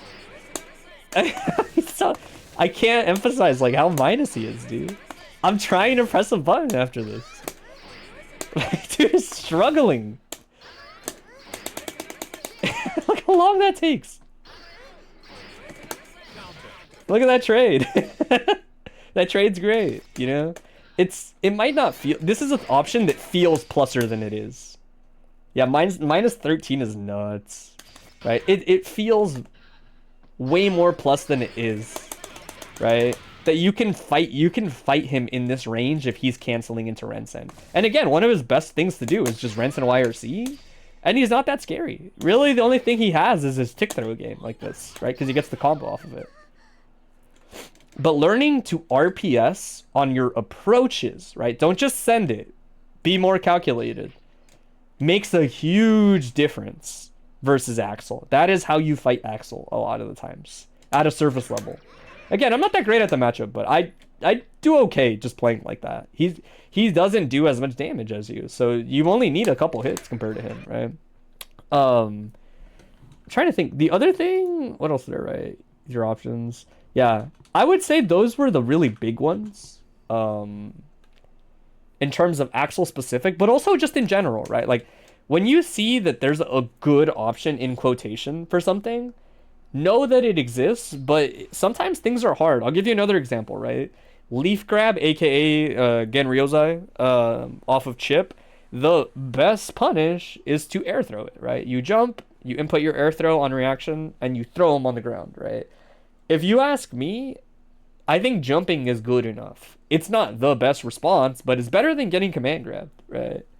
The exert is a lot of learning to gauge what is reasonable to expect out of your defense and what is not. That's why I saw, like, the moment I saw you doing those like throw attempts, I was like, that's not worth it. You're putting way too big of a burden on yourself. That's unreasonable. Take it from someone with a lot of time in the game. That's like way too... That's a hard read, is the way I would put it. If I ever did this, it's because I was like, this guy's doing just this one option, and not because I was reacting. Other than that, I thought everything looked fine. Like I said, this is a matchup that'll eat you alive for being impatient.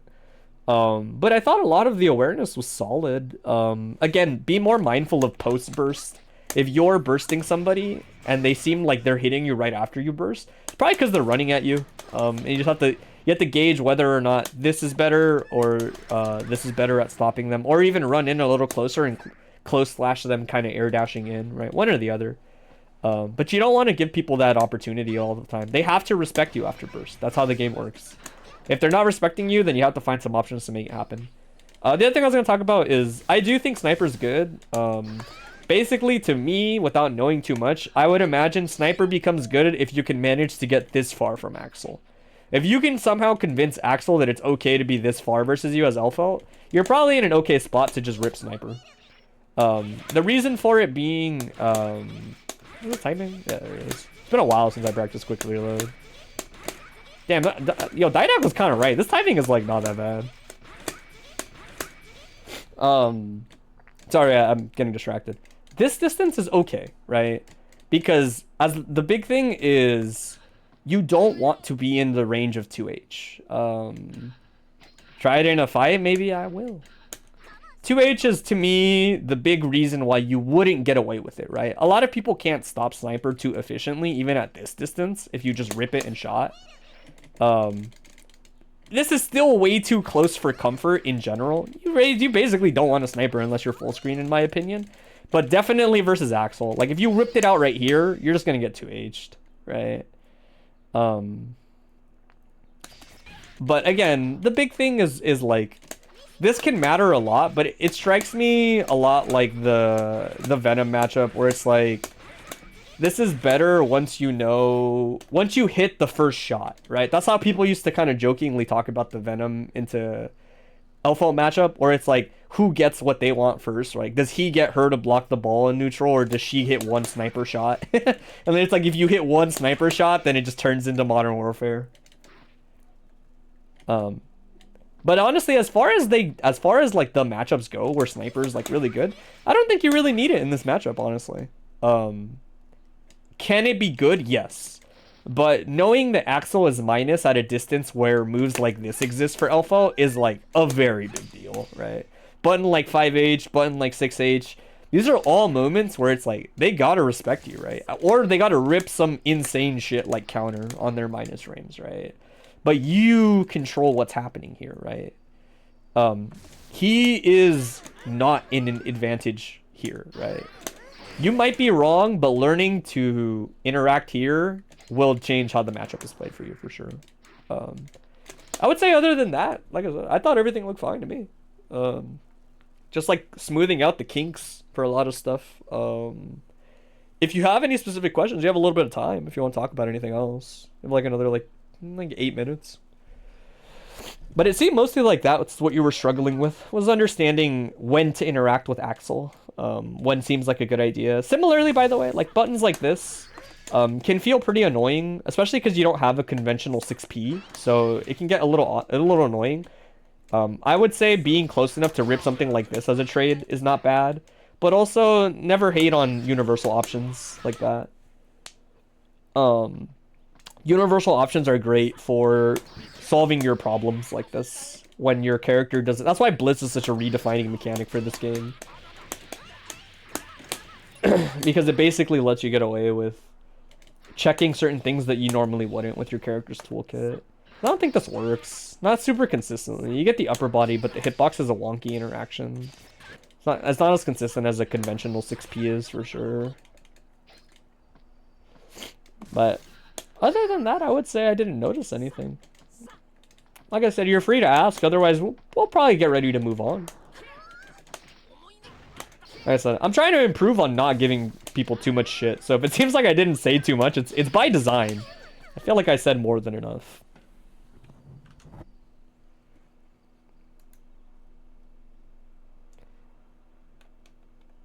That helps a lot. Yeah, bit by bit. Again, my big thing is I'm not trying to make these sessions become like redefining moments for your Exerd career. It's more like the next time you fight Axel, you have a better idea what to do. That will hopefully be enough mileage to to help you get by for a bit. Let me start setting up the next one. We're a little early because we saved some time on this one. No, I'm alright. Let's see. I think I'll just start loading up the next one.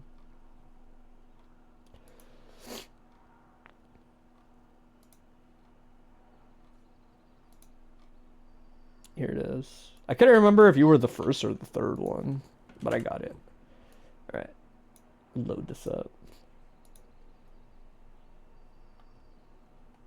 All right, I do remember this was another like, please ignore PS5 timings fucking me up. I didn't really notice anything specific in the notes besides that. I will say I noticed that like once this is one of the ones I watched before when it was submitted. This Heian has a whack ass hurt box, and there's like one or two moments it got you, but it can happen. It's just a matchup thing. It's just you gotta learn to play around it. Yo, 5K, so brawlic. Clip that of Suzanon. Okazeme. Clip by the low. Oh, that was about to be a really good pickup on their part. It's a little scrambly.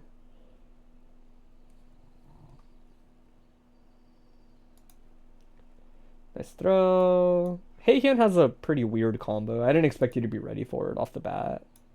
Her weight class is a little chunkier than others.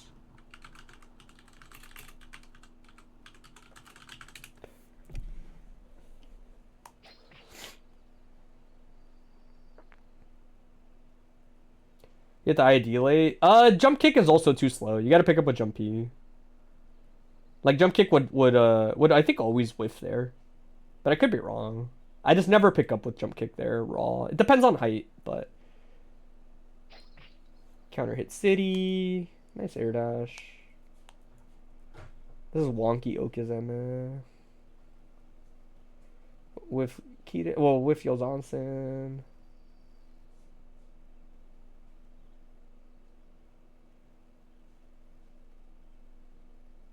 Up 6K, gets blocked. Up 2S.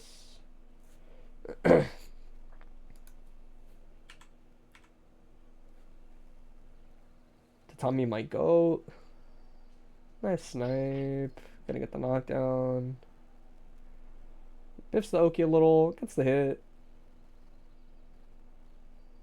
PS5 timing. I missed a couple. I never really blame it on PS5 because sometimes I'm like, oh, I'm just ass. It's easier to just say I'm ass. This is on me. It's caught trying to jump. Kabari safe Oki. Yeah, that's a funky situation. That wouldn't have knocked down naturally at that distance. Just versus Heian in general. A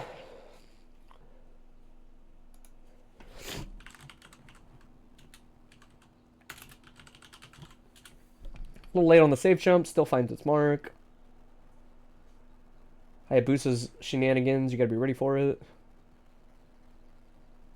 Oh, they were trying to murder you. Anytime Heians do 2H into Shinken versus people, just know that was them blatantly trying to kill you. Damn, I can't believe that through. Safe pressure. I like the throw reset. Actually, maybe we'll talk about that. Because I have a thing I want to talk about. Dude, there's so many bad hitbox interactions for Heian in this matchup. Nice bait.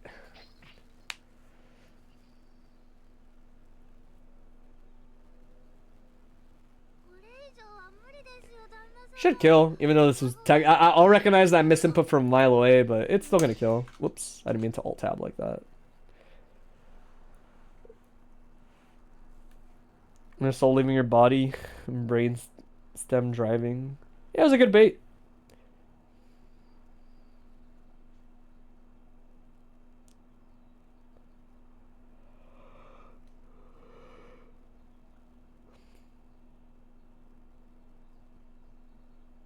And it's mark.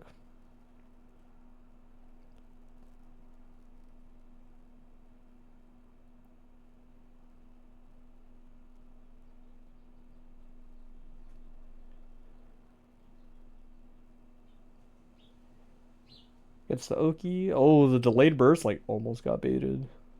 Let's pick up. This is a weird knockdown to get on Heian. Yeah, she's got a weird hurt box.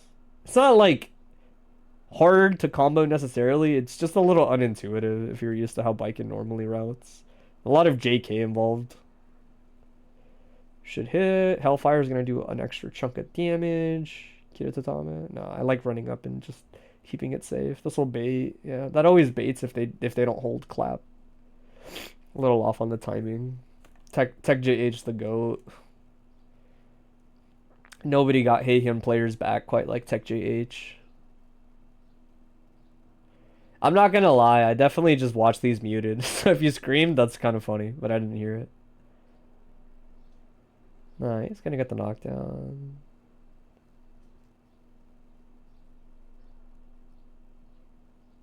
Clip by the later round. That was a wonky interaction. Not enough invul for the whole thing.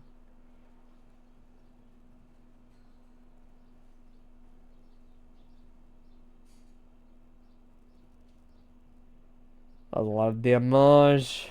Yeah, big ball will do that to you. Alright. Yeah, I would say my thoughts are more or less the same after watching it like a second time. Oh, whoops. We didn't start the timer. I know when the next one is supposed to be anyway, so we'll probably just... Actually, that set was like 5 minutes. We'll just take 5 minutes off that timer. We'll round down. It's fine. Alright. Yeah, I remember watching this and feeling like... My thoughts are similar to like... what I thought last time we played when it was at Game Center the same weekend. Baiken is an interesting character to teach people, is the way I would put it. She is very, very, like, I don't know if the right word would be, like, gatekept, but she's a character that sort of either you can do something or you can't. Right, with obviously it being, let me see. With it being, you can either do like the harder inputs a little more consistently, or you just can't, right? She's kind of one of those. Similar vibe to like you can do Dizzy Oki or you can't. You can do Johnny combos or you can't, right? She's got a bit of that going in terms of her notable like Kira Tatame, Yolzonsen inputs, right? It's one of those where it's like, if I had one regret, I regret not being able to track down around the time period I finally could do these consistently. Because I just learned them, right? Like everybody does, right? It's a very natural progression to just learn how to do those inputs. Then it's like, I wish I could tell people so that it would have like a better point of reference than just, hey, you just keep doing it. But besides the point, this might be... So I guess I'll talk about the first one. The first point was definitely like, I would say it's important to be more respectful of disadvantage when you are in scrambles as Baiken. That might sound unintuitive to how she works, but a lot of people already know Baiken has very low stun in terms of the whole roster. She is in the second to lowest tier of stun resistance. So it doesn't take much to stun Baiken, right? That's by design. That's totally, it makes sense. She should be like that. In fact, she should have never had more health, but that's besides the point. But my point is, despite having a mechanic that's very well built for scrambles, I actually don't advise most Baikens to use this option. In fact, I think this is like pretty detrimental to Baiken's learning how to like actually interact with things consistently, is constantly fishing for a zombie. That I would say, if you are at disadvantage, for now, I would say do a little bit more. So example, right? I'll give an example when I say like disadvantage, right? So something like this hits. This doesn't, if I'm not mistaken, let me see. This doesn't like knock down without the wall bounce, I think. I might be wrong. Let's do something like else. Oh, I know. This doesn't knock down. Right, so this doesn't knock down, right? Anytime you're in these situations, it's very tempting as anybody, not just Baiken, to tech into buttons, right? Like, I'm just gonna tech buttons, fuck you. Like, you could have done a combo, you didn't, etc., right? The problem is that the lower your stun resistance is, the more you are like asking to die if you haven't like really grasped how to play in disadvantage. That I would say like a lot of these spots where you're teching and pressing buttons or fishing, I would be more reserved. I would do more tech back. I would do more tech neutral, and then just FD in these spots. It's okay, you know. It'll help you die a little slower. Is like, and that sounds silly to say, but that's pretty important. You want to play the game more, not less. So my first point is like, I feel like almost every time I see you in disadvantage is almost always disrespectful. It's always pressing a button. It's always doing the obvious like Azami attempt, or it's always something along those lines, right? Where it's like you gotta block. It is like nothing short of a bad idea to keep ripping Azamis when you're like still not really comfortable understanding. It's basically writing a line between like, I want you to pick days where you're like, I'm not gonna Azami today. You know, you still need to learn to use the tool for sure, but she doesn't need it. I always talk about like, you don't need to Azami. There are many a situation people might see me where I don't. I Azami a lot, but I don't Azami sometimes, right? That my first point really is that simple. Is rein it in. Don't do as much Azami. Azami comes with time and experience and little bits introducing here and there, but you have to learn how to play disadvantage without it, right? You need to learn how to push people out, like we talked about earlier, or maybe jump out of pressure, etc. Right? But fighting out is tough. It's tough to say the least. The other thing I was actually gonna say is like, you probably maybe also want to not do as much Kira Tatame. I'll elaborate a little bit on it, but the idea is it might not look like it for a lot of people that watch Baiken, but a lot of the times if I'm doing this input, say for example, like I'm doing Kira Tatame at this distance, and I run forward. So actually, you did cover my one thing. I was gonna say the one exception I give is reversal. Reversal Azami is free space. It's okay. I'll never rip on a Baiken for doing reversal Azami. It's a good option, right? You got to learn where it works and where it doesn't. It's specifically in scrambles. I actually think Baikens are not great at using Azami until they have some more experience. But the Oki stuff, that was fine. If someone runs projectile Oki, you got to check them a little bit. Recognize when you're dying for it, definitely. But always you want to check them for it. It's specifically like in neutral. It's a little iffy. But I was saying,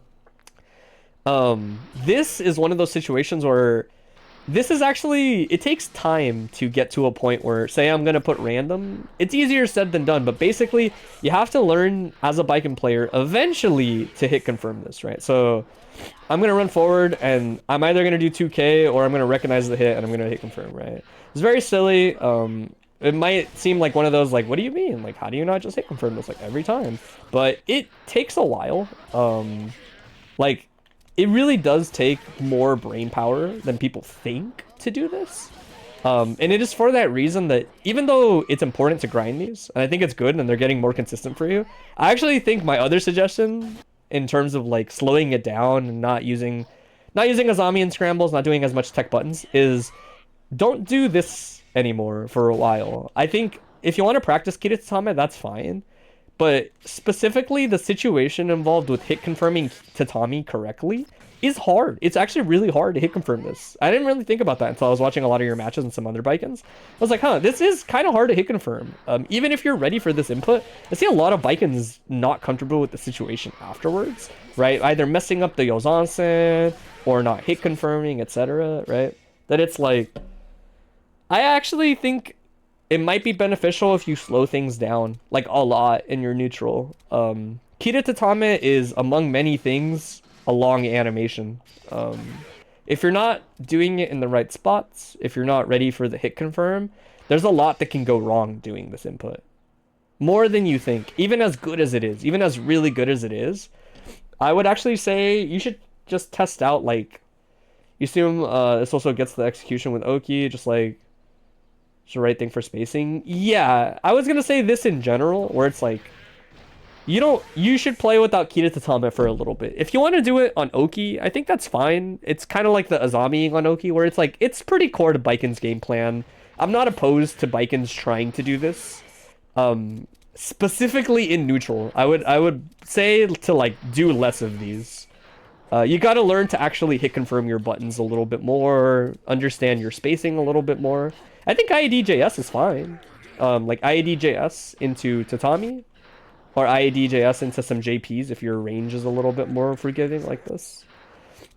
But I would say your success rate on this is like really low overall, right? Like one, it's a struggle to always get the input. But even when you have been getting this, like there's a lot of moments you're either not ready for the hit or it doesn't play out quite the right way, or you do like old reliable on accident, right? That it's like, it's almost like when we talked at Game Center and I was like, I would just like to see you do easier things. It'll give you more opportunities to play the game without feeling like, fuck, I have to hit this input. Like there's so much on the line behind this one input, especially when like there's always a chance that like even if you did hit the input, like maybe it was just a bad idea. Like that's part of the problem, right? Kita Tatame is not so busted and so like good that it will just carry you, that it's not really honestly worth missing at this level. There's like way better things to do, right? If you're wondering like what are the better things, and it's like a lot of jumping into jump S is pretty solid, honestly. Like this controls a lot of space, gives people a reason to back up, and honestly gives you a lot of leeway to sort of jump forward and then air dash like that, right? Or jump forward, land Tatami. Or sorry, not Tatami, Kabari, right? Or jump forward Tatami. There are a lot of slower ways to take space versus people. Or put things in your way so that you can do things like this a little bit more comfortably. Or do things like this a little more comfortably. There were a lot of moments where you got stuffed out of Suzudon, right? And that kind of tracks with like being a little too impatient in neutral, right? Doing a little bit too much, just sending it on Suzudon or sending it on Kita Tatame, right? They're both very strong tools in their own right, but they're not strong enough to make up for everything else, is the way I would put it. Like to make up for potentially missing them or getting clipped or using them in the wrong spots. If you want to use them on Oki, that's fine. I was actually gonna say, I forgot, at mid screen versus a lot of characters off of throw, you can actually jump forward like this and run a very like lazy, decent alternative where you jump forward like this and you land. And if you do it correctly, you land outside of people's throw ranges. So you can actually go low right away, or you can go high with an air dash like this. I completely forgot about this Okazeme, but it's pretty solid. It's actually very underrated, and it's a pretty solid mid ground to not having to feel pressured to do something like this. That I would much rather see you slow things down. Again, try something more like this, or obviously you do dash into land and then the low, and then Tutami should pick up there, but you probably don't get a hit actually unless you Roman cancel.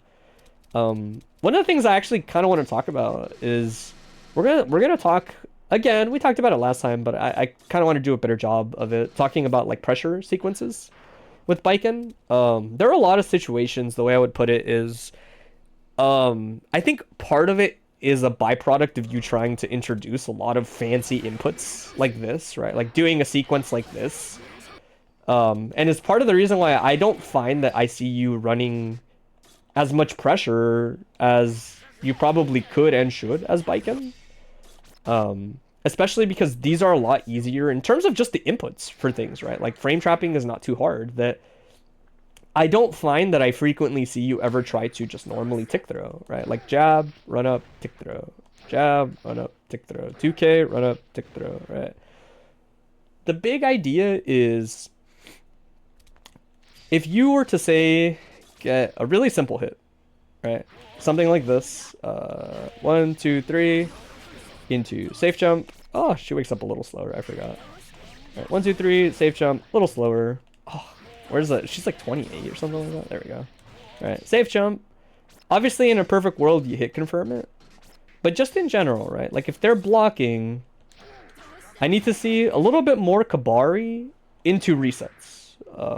I feel like most of the time I see you do Kabari into something like this, or Kabari into like a Yozansen attempt, or something kind of fancy. And it's like, you don't really have to do anything fancy, just frame trap.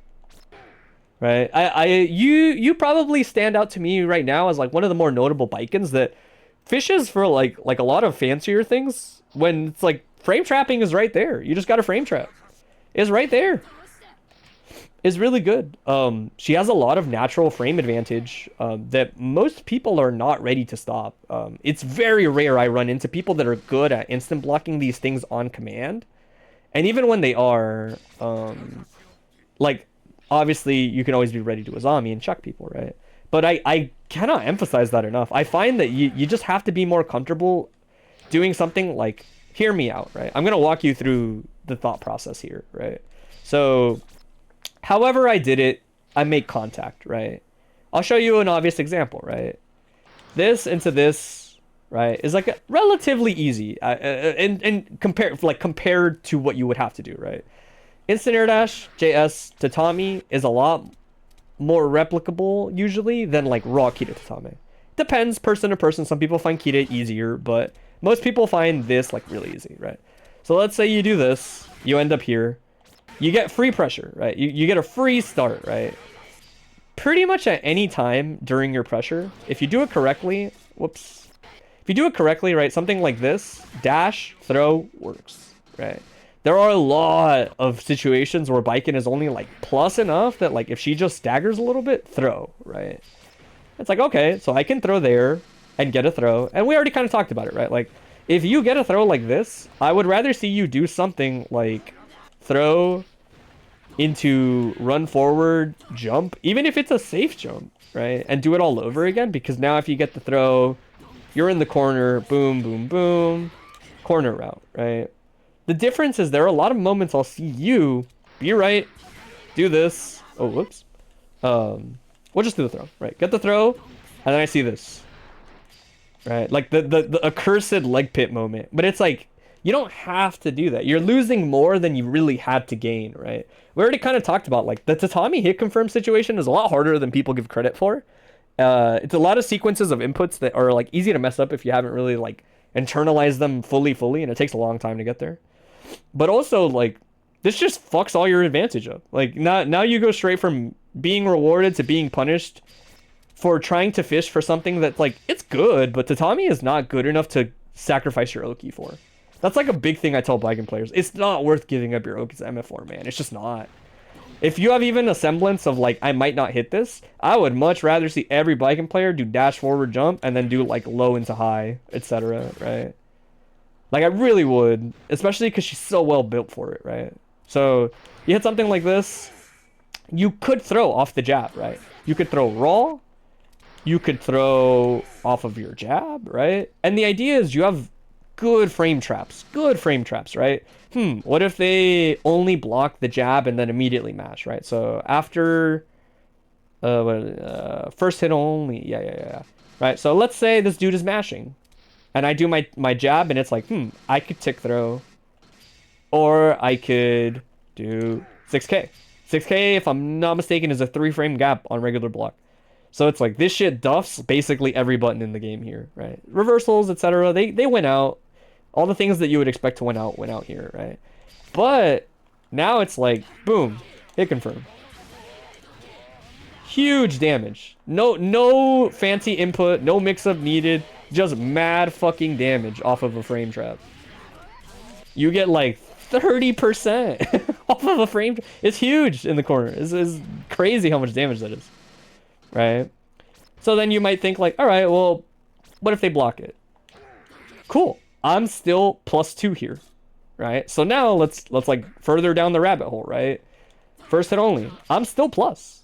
As long as I time my fastest button here, which is 5 frames, which should be fast enough to frame trap most of the buttons in the game in this context. 2k, right after, boom, boom, boom. Depends on the character, my bad. I forgot it's like character specific here, my bad. You gotta do something like this. Boom, you get a knockdown, you get better Oki. And you can do it all over again, right?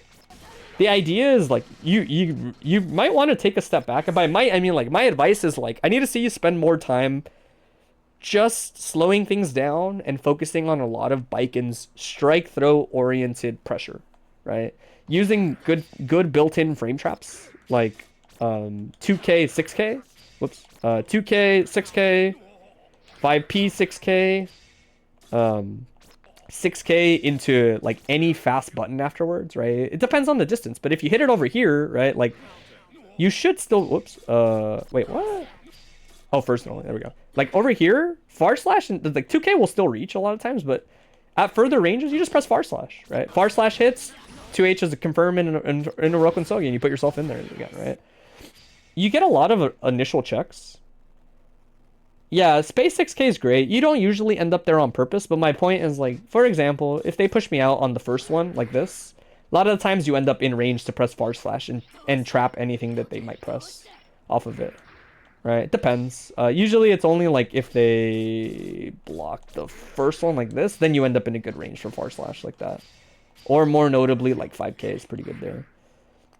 But I really do want to see you, like, tone down the amount of, like, I can Yozansen here, I have 50 bar, and it's like, no, don't Yozansen. Like, just keep doing pressure.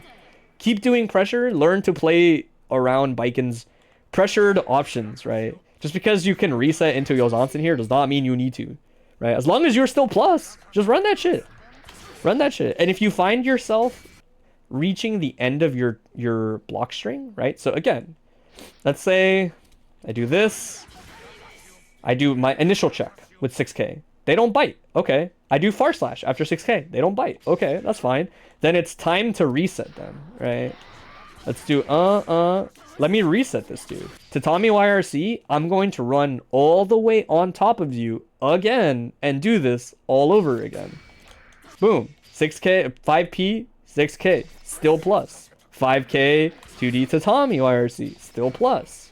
Right? And at any point, as long as you feel that you have finally farmed enough respect, all you gotta do is run up and throw. You can do it at almost any point that you're plus. Obviously, it's scarier if you're further out like this. But if you do a good enough job, I have thrown people off of 6k because they're scared, right? You're just plus. There's no reason for anything to be scary here except, like, DPs and stuff. And DPs are straightforward. If somebody's gonna DP here, all you gotta do is 6k and then wait, right? They're either burning 50 bar or getting it blocked into a punish, or if you're really confident, you can do 6k into backdash like that, right? And then let it go from there, right? Really, my takeaway is the next time you watch myself or streams having issues after you said 6k, then wait. Are you good now? Let me know what your delay is at right now. Sometimes you just gotta refresh once. I think I dropped a smidge of frames for like a second, but that might have been earlier, honestly.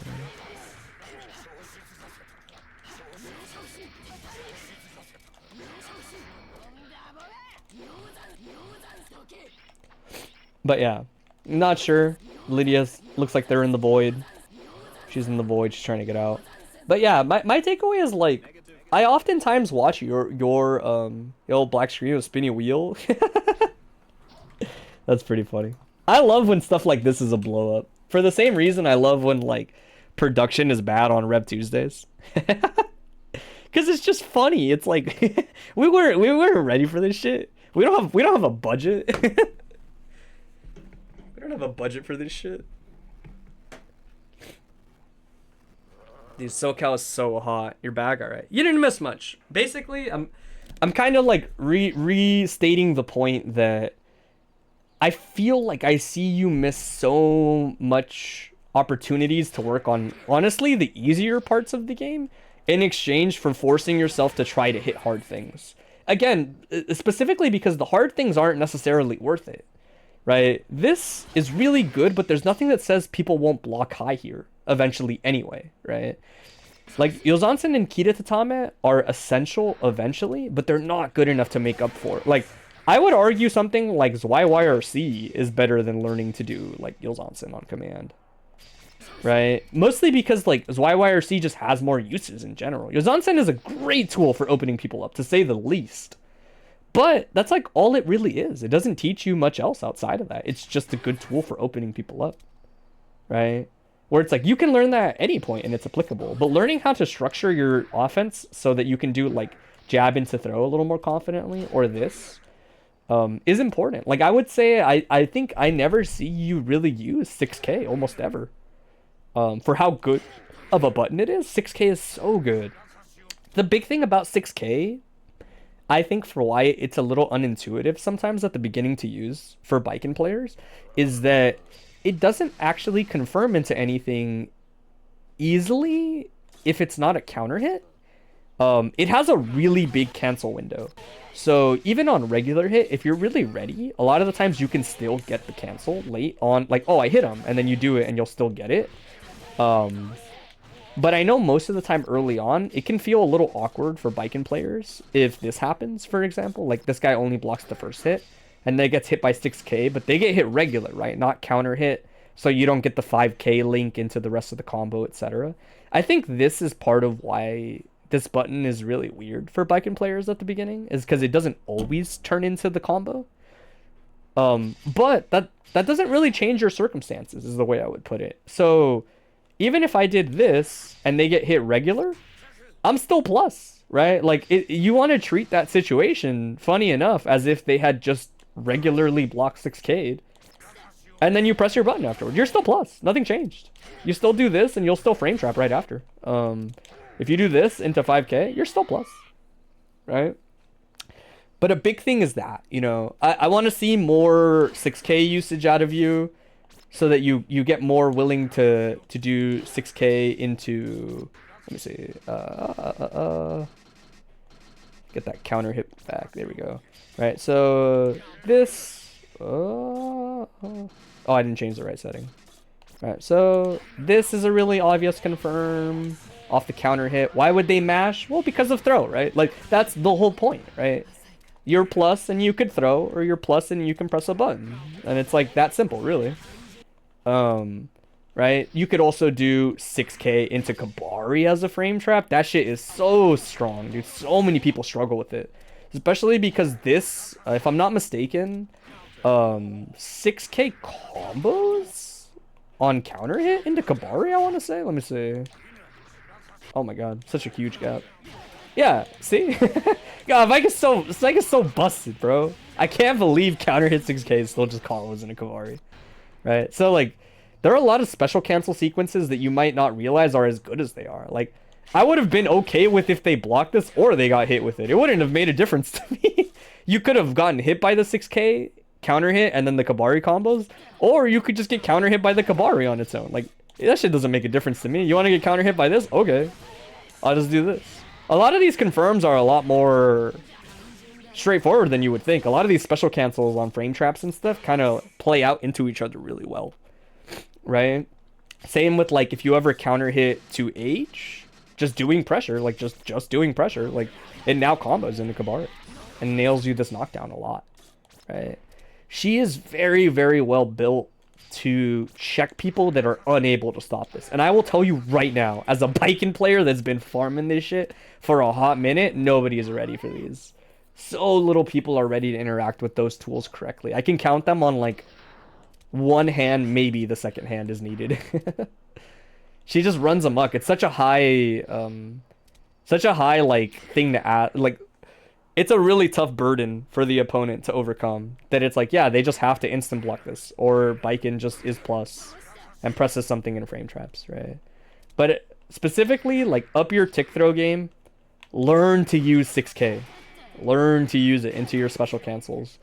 Learn to use Tatami YRC for resetting into the same situation, right? Jab into throw. Oh my gosh, I'm so bad. Jab into throw. 2k into throw. The things that lead into your frame traps, you just have to confidently throw out. You have to confidently set up as tick throws. And the nature of tick throws is, yeah, you might be wrong. That's okay, though. Like, learning to be wrong is okay. I find some people are too fixated on, like, oh, well, I don't want to put myself in that situation. And it's like, you got to. That's fighting games. That's fighting games as fuck. Like, you got to learn to be here and be right so that you can go on to do other shit instead. But yeah, but I would say, like, my thing is definitely cut out that Kita Tatame in neutral. Opt for some slower shit. If you're finding a hard time knowing what to do except for Kita Tatame, slow things down and try stuff. Try your jump S more. Try jumping into air dashing, etc. But no more this as much. If you want to have days where you want to practice it more, that's fine, you know. To each their own. I don't want to, like, tell you never do it again. But I do want to tell you a lot of your scramble Azamis and a lot of your Kita Tatame into trying to do the fancy stuff, I would minimize that. I want to see you do more simple things like the run up 6k meaty into pressure, into tick throws, and practice a lot more fundamentals like that for a bit until you get a better feel for for Baiken's frame advantage and why people are scared to press buttons versus her, or why something like this is a really strong resetting option, etc. Right? Definitely some like, let's revisit the basics. Let's revisit the basics, even though they're really boring. They're too important to not do.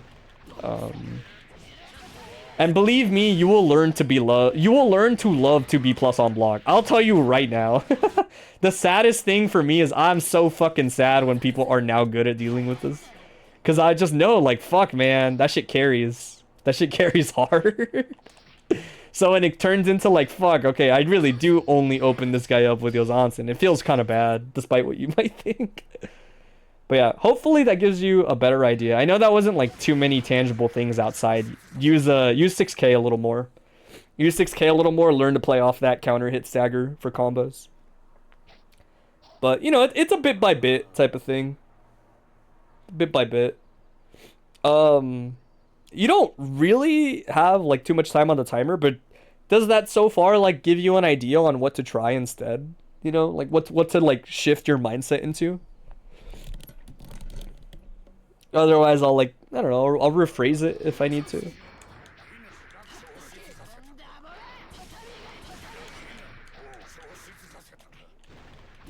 But again, a lot of it is hopefully me not. Oh, makes sense. Okay, cool. Yeah, I'm not trying to give too much to people at a time. I do expect people to just try stuff out for a bit and then come back. I'm by no means gonna be able to teach you everything in 35 minutes. So, just as long as whatever I tell people in 35 minutes is making sense, that's like the current goal. All right, we got one more on the docket. Where's it at? I might increase the amount of submissions for next time. There's nothing that says I can't. I was just testing the waters to see how many people are interested in this. But I do find that this format is pretty chill. I think it's very considerate for people's time compared to my like usual really like dragging on kind of analysis pacing. All right. Bdonp. Show yourself. I just want to make sure people are here before I actually start their timers. But I think you're the it, right? We're at the 420. Shout out 420. Everybody take a brief moment to enjoy the moment. But yeah, last one's up. Hit that 30-minute timer. And then go straight into it. So that's funny. We did play this matchup yesterday. Now I think about it, I'm not gonna lie. You said that you're like, oh, this will be like good stuff compared to yesterday. I was kind of high when we played yesterday. I'm not gonna lie. I was like pretty high during the earlier parts. So you said that, and I was like, dude, I don't remember. I had 2x KO streams open on the side a little bit, and I was kind of high just playing. But it's fine. I do remember some stuff. We'll talk about it. Nice confirm. How long is this? 10? Okay, we can watch the whole thing probably. Once things are over 10 minutes, I don't like to watch the whole thing. It's caught. Damn, we've had a lot of these today, haven't we? A lot of post burst into just sending it. Doing it as the defender is not too bad though. It's not as bad as doing it as the aggressor that got bursted. A little bit of a scramble. Safe jump. No BDC'd out. Damn, that was a crazy air to air. I can't believe JP won still. Gunflame's gonna check. You think this matchup is less about matchup and more general ideas? Whatever seems right. Yeah, I mean, so I mostly do both. You know, you've seen if something seems too glaring in the matchup, I'll oftentimes talk about the matchup for somebody because that seems like what's more important. But if someone shows like a degree of comfort in the matchup, then it's like kind of implied I don't have to talk about it. They're usually fairly easy enough to like gauge. Nice confirm. Good job on the meaty. Get the close slash.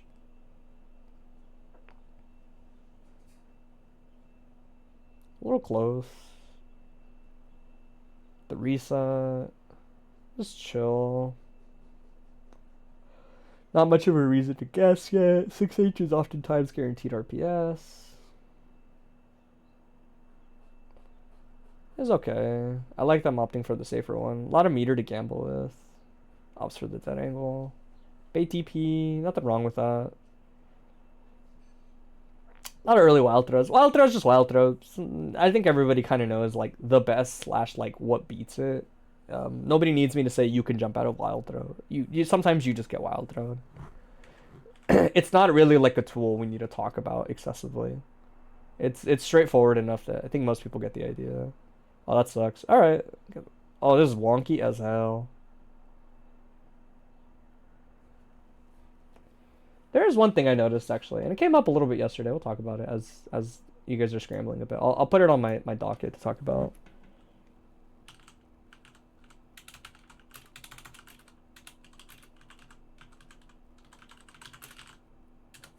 Because it's definitely a point that is actually worth talking about. Maybe leans a little bit more into how I think of Slayer, but it's probably not a bad idea. It's a little bit like playstyle wise, not like an objectively good or bad thing that we'll talk about. But I do think it is, in my head, more consistent. We'll talk about it. Not to keep you in suspense, but it's on the board. It's on the board. Catch backdash, DP, kind of mediocre Oki.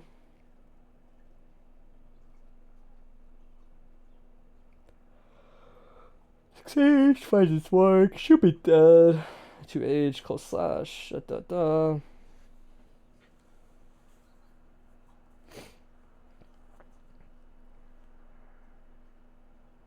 I like Dandy at round start. Nice escape. That's not the worst. There's definitely worse punishes that could have been. Pretty chill. So Zoki's kind of eh. Side switch is nice to get the corner. I guess we can talk about that too. That wasn't actually the situation, but we might as well talk about it because I've never seen you do it, so another thing I noticed. Very like tangible thing to work on too, which is always nice. 6P, 6H, gunflame meaty. Oh, too early. Damn, getting thrown there is rough. It's one of those where it's like, that's just unlucky timing. It was just a little too early. Your burst dot, don't worry. I recognize a missed burst dot from a mile away. Everybody in the room knows. Nice pickup. A little wonky though, yeah. It's kind of hard to correct that in the moment. This is a minor thing. I guess I'll mention it. It's not a big deal. It really isn't. If I'm not mistaken, if this ever comes up and you're ready, really early in the combo, under pressure, like hitting like this on a whiff burst, I am almost positive you can always press jab, like, and just pick up. You could probably even press close slash. I just know for sure jab. Jab picks up here and you get a lot of damage. But again, it's a minor thing. I'm not gonna like, combos are combos, you know. It'll come with more comfort over time. There's no need to talk about it right now.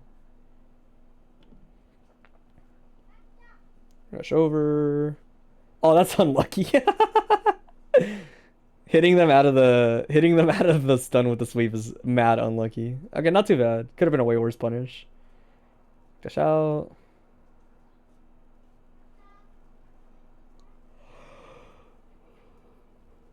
Hey, splits.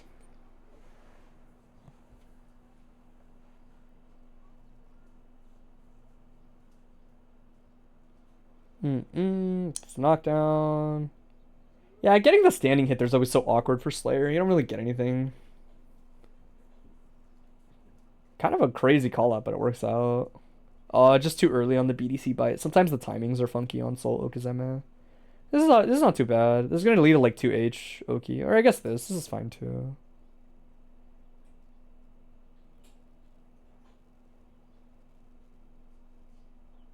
Yeah, close slash far slash burst save.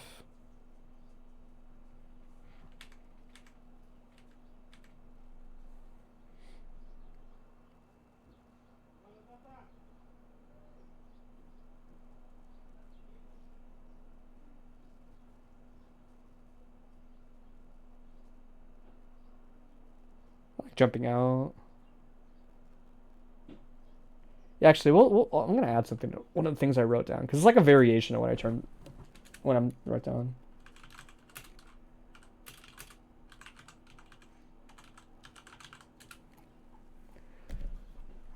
This is gonna hurt. Yeah, you want to wait till after pile bunker hits you. This is kind of like a small note. This is not like analysis for you. This is analysis for like anybody else who's just curious. But generally, the way it works is there's a little bit of an asterisk because it depends on your height. But say that Slayer gets a hit confirmed like this, or it's like button 5K 6H clips you on the air hit, so they get the first pile bunker and then they Roman cancel. Generally, you want to wait till this hits you, like as you've descended. Once you've confirmed that he punched you, if he doesn't have 50 bar, a lot of the times you can burst and get it. But if you do it preemptively, a lot of times that'll happen. You'll get the whiff. It's oftentimes a timing thing. Not ready for the hit. Scramble doesn't work in your favor. A lot of 6H uses on their part. It's been working out for them, but I usually find 6H is actually like not the best for Soul in this matchup. It definitely gives you a lot of opportunities as Slayer to interact with Soul, and he just kind of has to like deal with it. Nice call out with the close slash or the 6K. Call the backdash out. It's pretty good momentum. Next hit will build meter for something decent if you want to. Next hit kills. Slayer around. I like the jump B. Good awareness. Just jail them down. 5K 6H the goat. Slayer round in a nutshell.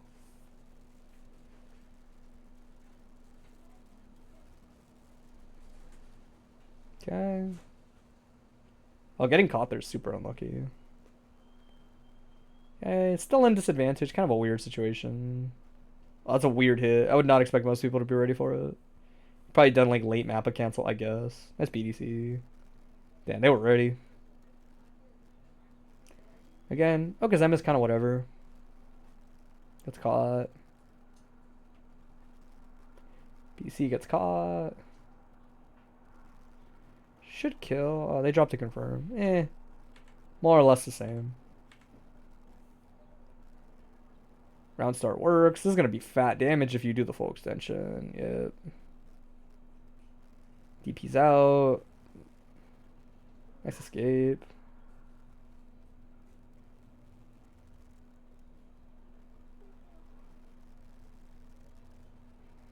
Well, that was a good punish. Yeah. No, that doesn't work on Slayer.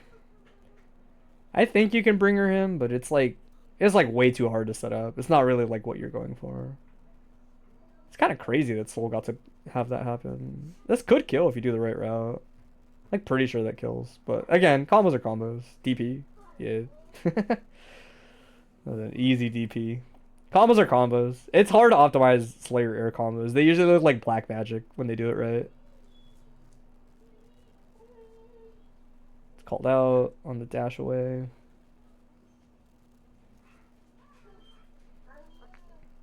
Speed was close, just a little off on the spacing. 6H, JD works too. I think you can 6H at that height. Yeah, again, it's unfortunate because it's just one of those where it's like sometimes the timing doesn't line up in your favor. Where it's like sometimes it's a timing thing, sometimes it's your BDC input. Like it's hard to gauge when BDC bites or like a timing on your part or their part. Sometimes a little short of being a safe jump. Nice blitz. Nice. There's a slip in the corner. I'm a grind ball, dude. If you ever get this is like just like drive-by like advice, but if you ever get your sweep and they're not in the corner, like you can tell this dude is not in the corner.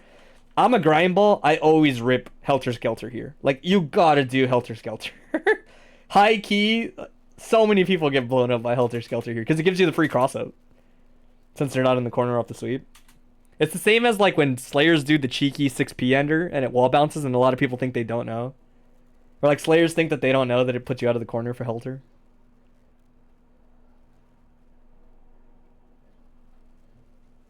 Yeah, old reliable. If you do it right, it's burst safe. Yeah. It's tough.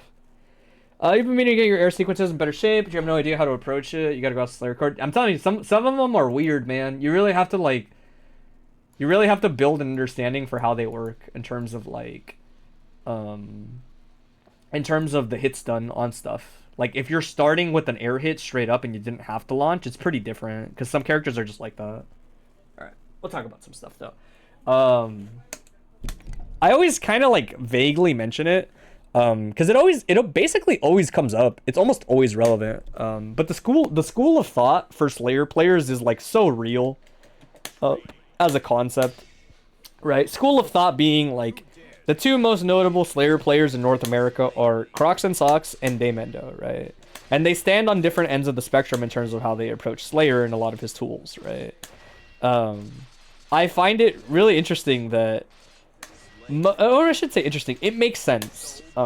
Most people copy Crocs and Socks. Crocs has a much more straightforward approach to Slayer, and the interactions that he looks for are way easier to see why things are happening, right? So, like, example is, like, when Crocs and Socks hits people with P-Mappa, the RPS that ensues afterwards is very straightforward. A lot of people learn to recognize this RPS and, like, how he plays the RPS, right? Really, my only point for bringing this up is most of the time I find that the Slayers I give advice to play like Crocs and Socks. That's not a bad thing. Clearly, it's not. The dude is like a multi-major winning ass player. But I do find Crocs is harder to replicate. It, like, the way I would put it, it's the same way why it's like it's feast or famine, right? It's feast or famine the way that he plays. And people don't give enough credit for how aware of tools Crocs actually is. He knows how the game works. He just chooses to be very direct in his RPS interactions. But in terms of the nuance of the game, he knows a lot of the interactions. And does choose to switch it up every now and then. That it's like... It almost feels like a bait. I see a lot of people learn to play like Crocs. And then get kind of caught up in always doing RPS all the time. And then it kind of doesn't play out in their favor sometimes. Because it's such an extreme style. Again, besides the point. Just a little bit of like food for thought. The first thing I will say... just because it's like a tangible thing, you should practice, in my opinion, you should practice a little bit. The corner confirm with Slayer off 2k is like very, very much a thing.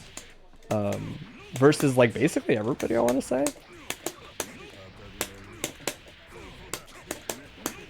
Right, this confirm and variations of it are a really good way to increase your immediate reward in the corner. I always talk about it if I don't already see Slayer players doing it. Because it's like, if you're already good enough at hit confirming your low as Slayer into like the right BNB or whatever with like close slash far slash, you might as well do the same Okazeme into something that's higher reward and do the stand confirm like this.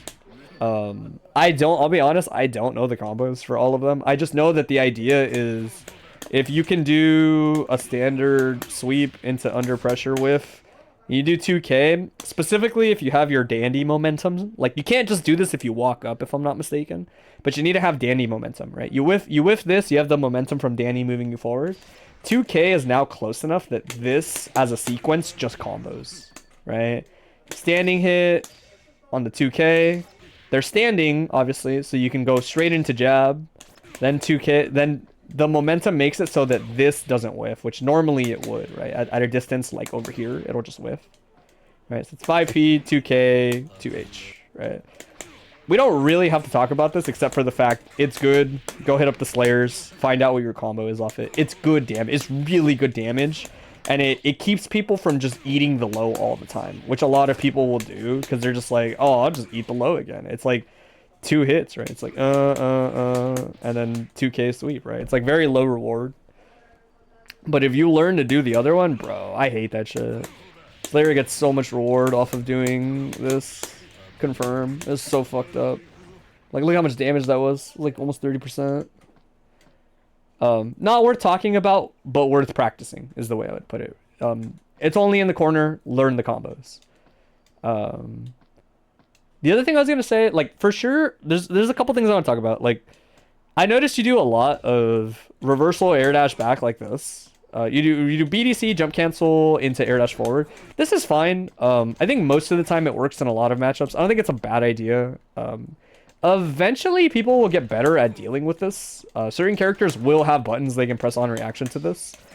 I would say it's not about not doing this. It's more about trying other stuff, right? Like, I haven't really actually seen you do Mappa. I haven't seen you do BDC Mappa, like, once, right? It's matchup dependent. Obviously, Gunflame coming directly at you is not a great situation. But you never, like, you should experiment with more, like, just BDC Mappa, you know? The secret is you hate BDC Mappa on leverless. That's fair. Even if you don't, though, I was gonna say my point is more like, you can do other stuff besides the air dash. Like, if you find somebody is now waiting for air dash, or, you know, jump cancel air dash forward, you should try more just air dash straight into your dandy like this and run the advantage. BDC super is okay. Execution is just execution, right? So it's like, it's one of those things where it's like, yeah, in a perfect world, like, you could just hit BDC dot and you just have like a really good reversal. But I think it's also like important to not tell yourself I need to hit this input. It's a lot like the thing I talked about with Lydia earlier, where it's like, there are a lot of other things that you can get better at first before you have to feel the need to be able to do. Like, I hate seeing Slayers lose sometimes because they wanted to hit BDC dot like this. Like, at an intermediate level, you probably could have gotten by without doing it. You don't need to do it. What I was gonna say is, if people are rotating and catching you doing backdash jump cancels in the air dash, I would say my thought would be to test more just going into dandy again, right? Like, take your backdash and do late jump cancel into dandy. Obviously, probably P dandy for the extra distance. But it's one of those things where Slayer is all about rotating how obnoxious he is on defense, right? You want to make sure you're not predictable as Slayer, right? Because all of his options are things that you can deal with. There's nothing that says I can't whiff 2S as Soul, and if I see you disappear, press 5k like right afterwards, right? So for example, if I do something like this, and this dude does like this, the timing like lines up with it. Let me see if I can get this. Oh. Right? Like 5k will just stuff me, or he can press a higher button, you know, like higher value button or whatever, right? But if he does that and I do this, suddenly, like, the situation has changed, right? A lot of Slayer's close-up options are not super reactable. Some of it is, like I said, like, if you do this, there's like a really good chance that like people could whiff something small and then just air throw you. Like, that's like very much a possibility, is people will air throw you out of that option.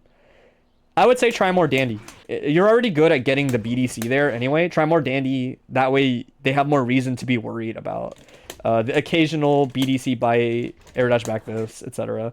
I was also going to say, this is more like a Daemendo school of thought, but like, honestly, you did it one time too. Like, if somebody is going to safe jump you, take the blitz.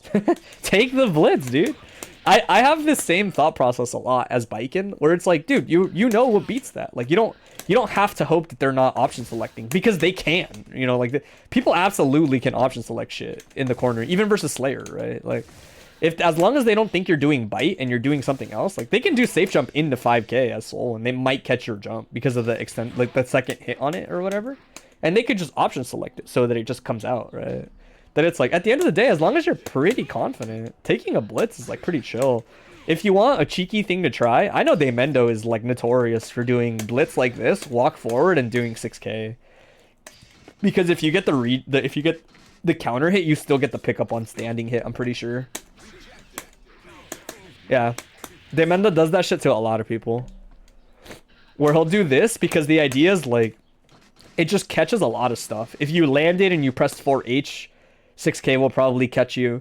If you blitzed too early in the air, 6k will still counter hit you when you land probably. If you land and unblock, you probably just got hit by 6k, right? If you land and low blitz as the RPS, you will get duffed. You know, like, the timing on this lines up and beats just a lot of stuff. And still, like, turns into a good situation a lot of the times. But yeah, this into this, very underrated. Very underrated. The other thing I was going to say is I noticed you're not comfortable enough, I think, as a Slayer player, recognizing how good Dandy is at escaping disadvantage, right? his archetype is very like boxer that sways out and then in, right? Is like his gimmick, right? He sways out and then he comes back in and forces situations you don't want, right? He essentially has automatic whiff punishing built into his kit. And that's not like really what it is, but he's very good at just whiffing, like causing stuff to whiff and then coming back immediately and punishing the recovery of those things, right? A lot of Slayer's tools are built like that. The thing I was gonna say is there are a lot of moments where you're in a weird situation versus somebody, say they're like jumping or doing whatever like this. You'll do stuff that makes sense, right? You'll try to 6p it on reaction, you'll try to jab it on reaction. Those are all fine. You can actually dandy out of a lot of stuff like this on reaction because of the strike invulnerability. You almost always whiff whatever they're aiming for, and you go straight into a good situation. My reason for telling you like learn to dandy, usually K dandy, but sometimes P dandy. Learn to K dandy out of disadvantage or spacings that are uncomfortable, because you're going to automatically check a lot of the characters pressing buttons. Some of them are pretty good at getting out of the situation no matter what. Like Kai is good at whiffing a button into pressing 2D and he still wins, etc.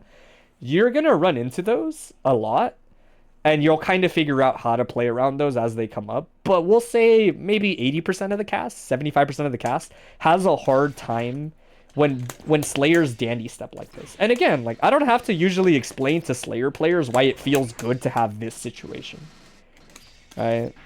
Because it's like, yeah, this is really high reward to get this, but it's like, it's kind of hard. Like, see how this isn't even like, this isn't giving me the counter hit. I don't really get much. This is trading here. Obviously there's stuff like this, right? But the really big thing is like sometimes Slayer players just want to get here, right? It's like, you get here, under pressure, close slash, bite, everything is fair game, right? It's like, suddenly I'm exactly where I want to be a Slayer, right? And learning to do that from disadvantage is like very textbook Slayer, right? It's funny too, because you honestly don't even need to like backdash cancel these. These have strike and vulnerability on them. So it's like, as long as you do it at the right time, like you just whiff through buttons. They get it like almost frame one, if not frame one. They get the strike and vulnerability. So they're quite literally built to do this, right? It's the same reason why like if you do this, even on regular block, you can just dandy. You don't have to do any BDC shenanigans here if you don't want to, versus some of the characters in the game. Like, again, some characters got buttons that you just cannot fuck with. But, like, Soul, for example, is not really one of them. He doesn't do a good job of, like, whiffing far slash into something else, or whiffing a low button into, like, a big button, you know? That it's, like, something like this into dandy is very underrated, right? Just for, like, the natural RPS it kind of forces, right? Are you going to press a button immediately, whiff it, and then end up in the same spot, basically? Or are you going to respect me, and I will just press close slash, right? That is, like, textbook Slayer. Or do you want to run away and I dash through you, right? But it's funny because the way I would put it is you're good at recognizing this for this. There are a lot of situations where you'll jump in and you'll do something like this. Like people will jump in and you'll do something like this with jump kick. Which again, this is like very Crocs and Socks. Crocs has a lot of IDJK, a lot of IDJH, etc. They're good. I honestly find that they're a lot better if you... Well, again, people underestimate Crocs and how familiar he is with the situations he's doing these in. They're not all just like, oh, let me send it. You know, he's got probably like a good idea on when and how to do these. More frequently, he honestly does a lot of these in pressure. He does a lot of IDs in pressure that people let him get away with. But the funny part is, like I said, like a lot of these situations where you're like, maybe Gunflame is a bad example, but we'll do something like this. We'll say like this, right? Where it's like, pretend they're doing Fafnir and they press a button afterwards, right? Like, you'll do a lot of block this into backdash into air dash like this, but it's like, funny enough, you can oftentimes just block into dandy. Let me see if I can time this. Right? See? Like, it's built into his kit to be able to do good ones, right? A lot of Slayers forget about it because they're used to just doing old reliable, which is like, I sense like a gap in your pressure, I'm gonna do P pile bunker RC, right? This is like the classic. It's basically a DP, but nobody talks about it. Then it's like, it's a similar idea to doing this, but essentially what you're doing is you learn to recognize situations where people are probably going to press a button with the button and put yourself here, right? I don't know if any footage of it is really surviving much these days, but I would say like off the top of my head, reply to you on Discord. Hold on. I had a feeling, bro. No, I don't want one.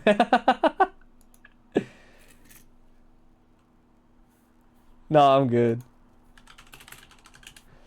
Off the top of my head, like Vero, Sows. There's a couple people that are like really good. We'll pull it up briefly while I talk about it. At recognizing like this, right? Like Vero is criminally good at like when people are kind of like in his like this, you know, anytime it feels like Slayer would normally have to block something, right? Like, huh, I might have to block this. He always like dandies out and takes the space. He like always just boxes people in the corner like that. Yeah, direct advantage is like a good way to put it, but it's more like forcing whiffs with dandy and like getting mileage out of it. Right? Like again, like as soon as people are like above him, he's just like that dude is a machine.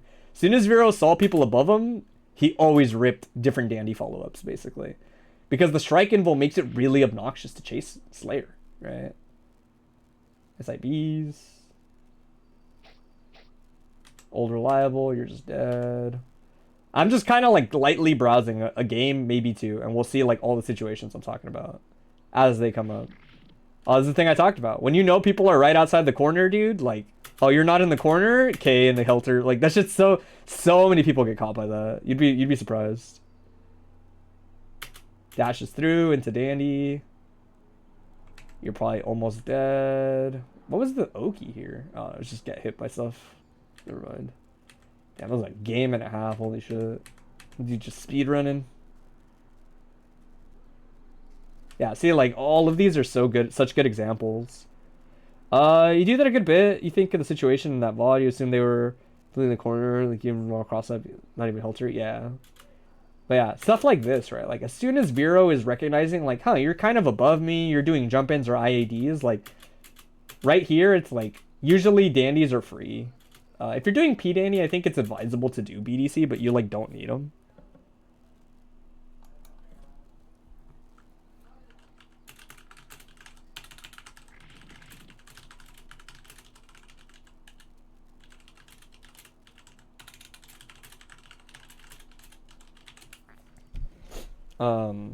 But yeah, like a lot of it, a lot of Slayers actually do this a lot. It's interesting to me when Slayers don't come to this conclusion on their own, because it feels so good once you know to do this, is the way I would put it. Once you're comfortable doing like, hey, we're at distances where only your pokes are an option, boom. That's like the most concrete way of recognizing when to do it. And again, it's funny to me because you do it a lot with this. You do it a lot with air dash back, jump cancel, or sorry, back dash, jump cancel, air dash forward, right?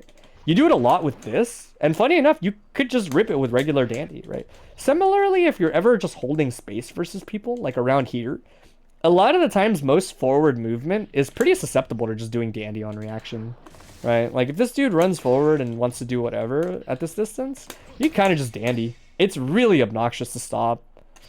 For some people, it almost works like how Johnny does his backdash in this distance, right? Where Johnny does backdash and then presses some giant ass button, right? Slayer is pretty good at doing the same with this, right? And again, nobody wants to be there, bro. You think backdash for you is just more intuitive, probably because it makes more sense. But it makes more sense to do dandy. I mean, the big thing is this is good at avoiding grounded options, like. Seeing you do this, my first thought was, I was like, damn, I wonder if they played versus a lot of Kai during the early periods of their like Slayer career. Because this is the kind of shit you have to do like versus Kai. Otherwise 2D will just win 10 out of 10 times, dude. Kai 2D just puts fucking dandy step in the floor, dude. This shit owns. Kai 2D, if you see this animation, just like always wins. That was my first thought. I was like, I wonder if Bdonp just played characters that don't let you do that. There's a couple that are good at stopping you from just doing dandy out of disadvantage. But yeah, doing dandy out of disadvantage on Oki, better 2K confirm. I I was also gonna say, like, you don't have to dandy, but there were a lot of moments, again, maybe a little less concrete, like as a bullet point, but there were a lot of moments where, especially in a matchup like this, you're in a weird range versus Soul. You know, we'll say somewhere around here. The thing about Soul, like, this is a little bit more matchup specific, but is, in my opinion, still kind of like solid advice across the board, and is more like the Daemendo school of thought. Like, in this range, the way I would put it is Soul is probably going to gain more on hits than you. Slayer has a really interesting dynamic to him where, like, most hits in this range don't mean shit compared to other people, right? Because you don't really have a sweep that converts super conventionally like other people, right? And, like, sure, you can Roman cancel, but so can everybody else in the game, right? That's not really, like, a unique thing. And if you press these don't convert, right? So this range is really awkward for Slayer, right? He wants to be on top of you or, like, over here. And kind of, like, not in between. It's really interesting how Slayer works, right? You either want to hang out, like, around here, or you want to be quite literally on top of people, right? My point was that a lot of the times you just kind of, like, chill and press buttons in these spots. And honestly, I would say if you're feeling uncomfortable, just full-on backdash is not that bad. Right? The more greedy option would be like full backdash into like late jump cancel, and then you rock like a dandy step to try to force something to happen, right? Like something like this is like pretty common. But just in general, if you find yourself in these ranges, just give up the space a little bit. Give up the space and then press something like 6H, or give up the space and like crouch and 6P if they jump, or do whatever, right? Like, you want to get into a space where your options are a little bit better instead of hanging out here and feeling like basically just 5H is good here and that's it. And 5H is good, don't get it twisted. But if you're playing like in a scrambly situation, it's basically like just 2H that has your back and nothing else. Nothing else feels that good here, in my opinion, as Slayer that doesn't come with like really big trade-offs, right? Like, you know what else feels great here? This. But this comes with very obvious trade-offs. Right? That it's okay to sometimes just learn to reposition and put yourself... This isn't where you want to be, but if you take a step, it is. Right? So it's like, especially because he's so hard to chase on his backdash, I see you in this situation, pressing a lot of buttons in place, just like doing random stuff that like might hit, might not, or most notably, here you do your air dash this, and it's kind of whack. If you ask me, like, even when you get the hit here, it's actually not as good of a spacing for this option. Because a lot of the times you don't land in the spacing you want to be versus people. You almost always go too far. You always want that option to be more like here, where you land on top of people in the front. Almost never backwards. It's very rare that backwards is okay. Right? And again, you're a little too close to do that here. If you do it here, you almost always end in like a really bad range for it. Where if you were... Oh, what is that noise? Oh, my timer went off. Ow. It's a good thing my browser audio isn't captured. That was loud. Yeah, closing thoughts are like, work on 2K confirm, dandy out of disadvantage, and reset with like just a regular backdash at a disadvantage, or recognize it more and don't do like your usual this as much when you're right here. When you're right here, that shit is not the wave. A lot of the times it can miss if you're too close. You want to be pretty much at like the end range of like your 2P. Like if 2P is missing, you're probably at a good range for this again. But it varies, man. Like I would say most of the time you want to wait till you're like probably like 5K range. 5K range is like a good metric for like, this will rarely not give you close slash on the hit. Right. But yeah, I would say that's like probably it. Hopefully that gives you an idea. Does everything like make sense from what we covered? Honestly, for what it's worth, like I thought some of the old habits people said you did were like a lot better these days. I didn't see you fishing for as much like reversal supers and stuff like that. The defense is a lot more reserved on average. It looks pretty solid. Mostly just that, I want to say. There were a lot of moments where I was like, damn, this motherfucker could hella do dandy step here. And he's just like pressing jab in place, which is good under certain circumstances. But this shit's kind of gas, dude. Especially, oh, dude, when you get the counter hit, you get the free, oh my god, dude. I can't stand this counter hit. That shit sucks, dude. I think you get this, right? How does he get that? Ah, shit. That one session ruined your reputation. You swear you don't psychotically use supers. Hey, I mean, I was watching that session. I'll keep it a buck. You might have been a little overzealous on that shit. Just a bit. I'm not about to pretend I didn't see what I saw. Alright. But that concludes it. That is our last actual like Q&A VOD review of the stream. What was I gonna say?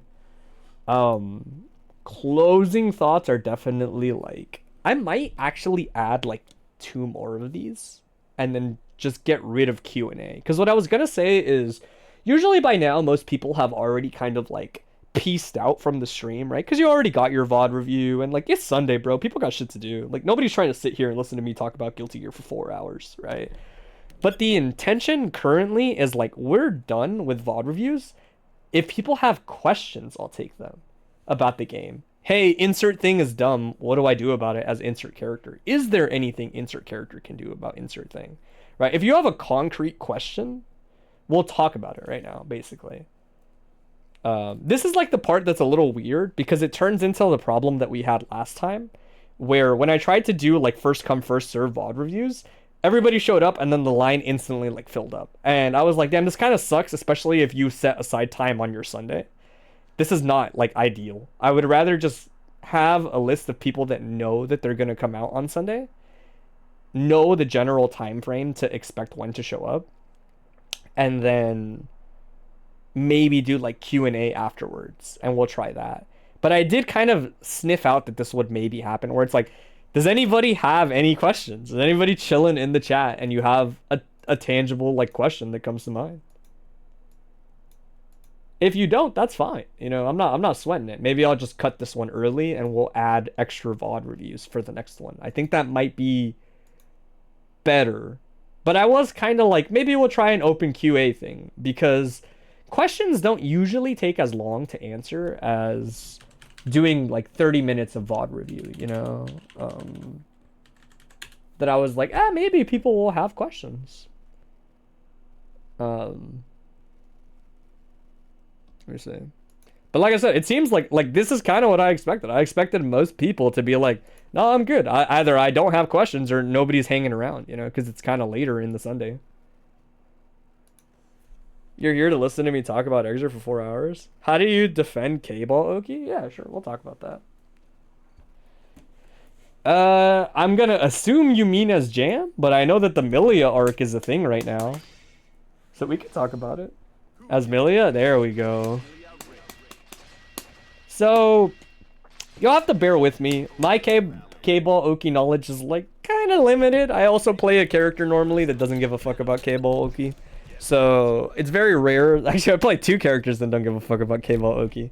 So, it's very rare. I will say, let me try to get like a decent example going. I want to say this is okay. If I do like double hit close slash into 2 hit, that looks about right.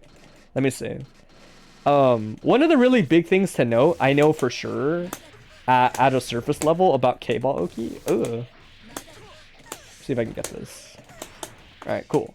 So one of the most notable things is like, a lot of people don't actually realize that K-Ball Oki, depending on how the Venom runs it, if you see the setup as it starts, when they jump, if you don't see the little whooshy lines, and if it looks like Venom is a little closer to the ground, he didn't super jump it. I don't actually know all of the specifics. If there's a Venom player hanging out, like if Bondren's still here, maybe he'll know. Or not know, but like explain it to us. But from my understanding, sometimes they can do like super jump kick for the Oki, and other times they have to do like dash jump kick. Dash jump kick is generally susceptible to wake up blitz. A lot of people don't know that, but it's just it's because he's not higher up, you actually do get the reject on it. They're still in proximity, that as long as they're doing this Oki, the blitz will give you the reject on it. This is like #1 thing to know about it. Super jump. Can you do super jump JK under all the contexts? I feel like I see certain contexts and I'm like, I don't know if this dude can do like super jump kick easily. Because most of the time, I definitely see like this. It's spacing, right? Yeah, that's what I figured, is they don't always get to do it. I want to say if you hit 6H ender, you get to, right? Where it's like, I want to say off of 2D, like this. A lot of the times, I want to say that this is like, they usually have to do regular jump off of 2D into K-set. I could be wrong, but from what I've seen, most of the time that tends to be the case. And yeah, super jump kick is harder than super jump S, right? So it's like, ah, dude, that sucks. You have to do that with the tiger knee input. That was nasty. Oh, I see what you're saying. Oh, that's gross, dude. You pull that off? You're different. That's nasty. Kind of like doing Kara coin? I guess. That feels yucky. I see. But yeah, so most of the time, honestly, it's very rare I run into Venoms that are comfortable doing super jump. If you don't have any meter to work with, a lot of the times, I mostly just tell people to like, keep in mind, so one, most of the time eating a low on mix-ups is fine compared to eating the high. That is like not always true, but like for example, my point is more like, if I was here and I'm like, I'm not gonna block this, I'm probably just gonna eat the low. If I'm being honest. The low is usually lower reward, no pun intended, lower reward than eating the high on a lot of these hits. So if I'm not confident I can actually block things, I'll be honest, my secret is sometimes I will only block high. A lot of the times, things that hit you high are more rewarding than things that hit you low in this game. That's not always true, but that is generally true. But yeah, there's not too much nuance. I would say the big thing is blitz. Knowing you can do blitz to get out is really big. There are some cheeky setups around it. Some Venoms will do the air dash back with JP throw is like a really common one. Or like they'll basically do this, and that's like a good way of them baiting people that are good at blocking the mix up. If you find that they're doing that, then you just kind of fuzzy jump out like that.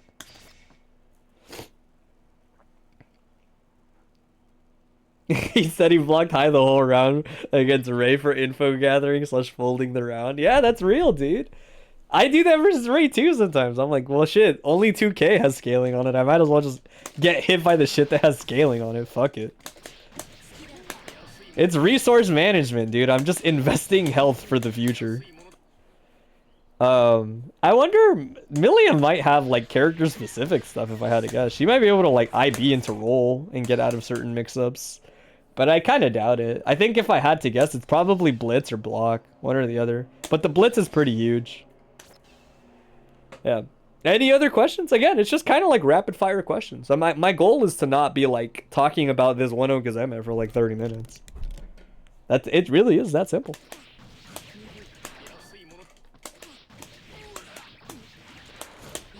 But we'll see. Again, the tricky part about this is like, one, people have to have questions ready, obviously. And two, it kind of, I worry that I'm going to turn this into what the other stream was last time, where it's like, if 3 people ask a question in a row, then there's like a chance that like no more questions are allowed. It's basically going to eat all the time we have. But the only reason I mention it is because we're still here till about 6. I do a lot enough time that these go till about 6.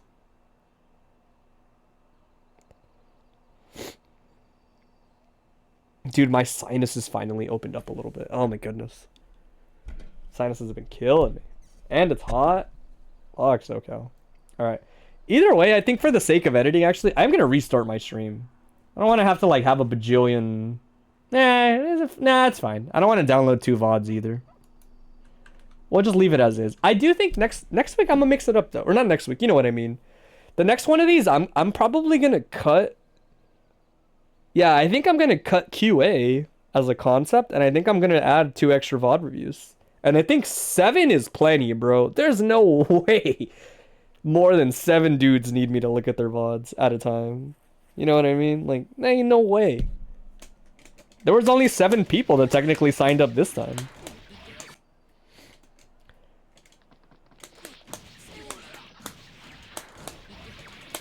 If you use the command/marker, you can demarcate this part. No, I just meant for when I put them on YouTube. I put these on YouTube, and I try to timestamp them. I need to timestamp the most recent one. But I put them on YouTube so that people can have a thing to go back to. This work? Nah, it's a little funky. I'm really not. Damn. You have to like really set this up.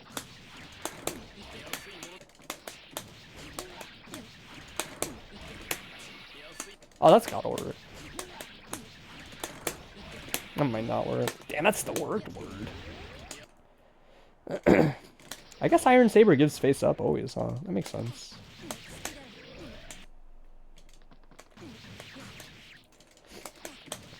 Demand only goes up? Maybe.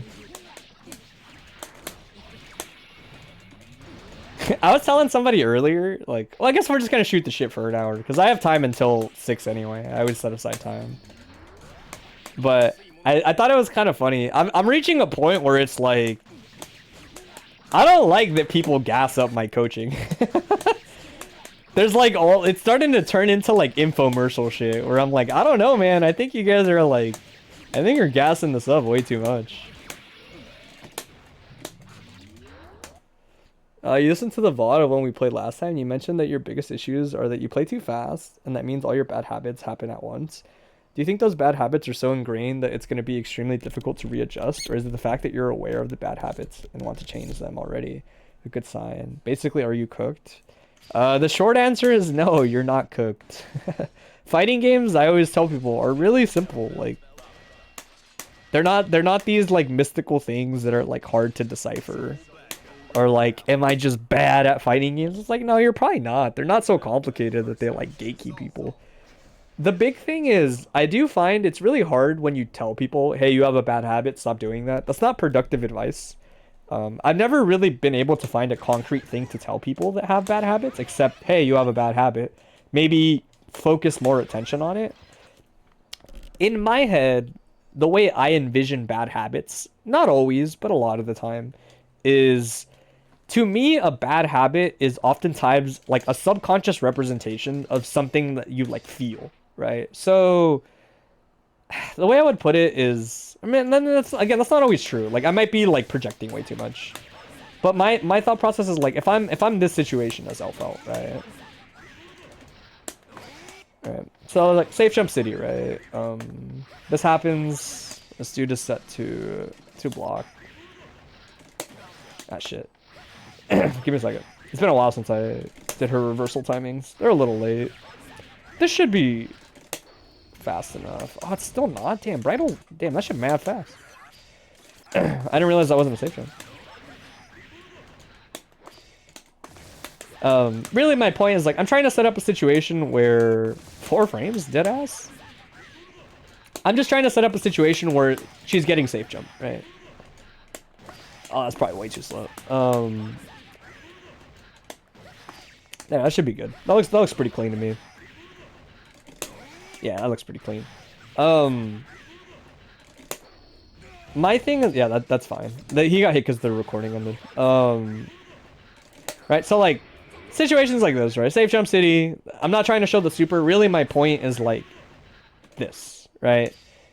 Like I know Pork Bun specifically. You have a very like bad habit of recognizing situations, but not being comfortable enough to remember how interactions have gone, if that makes sense.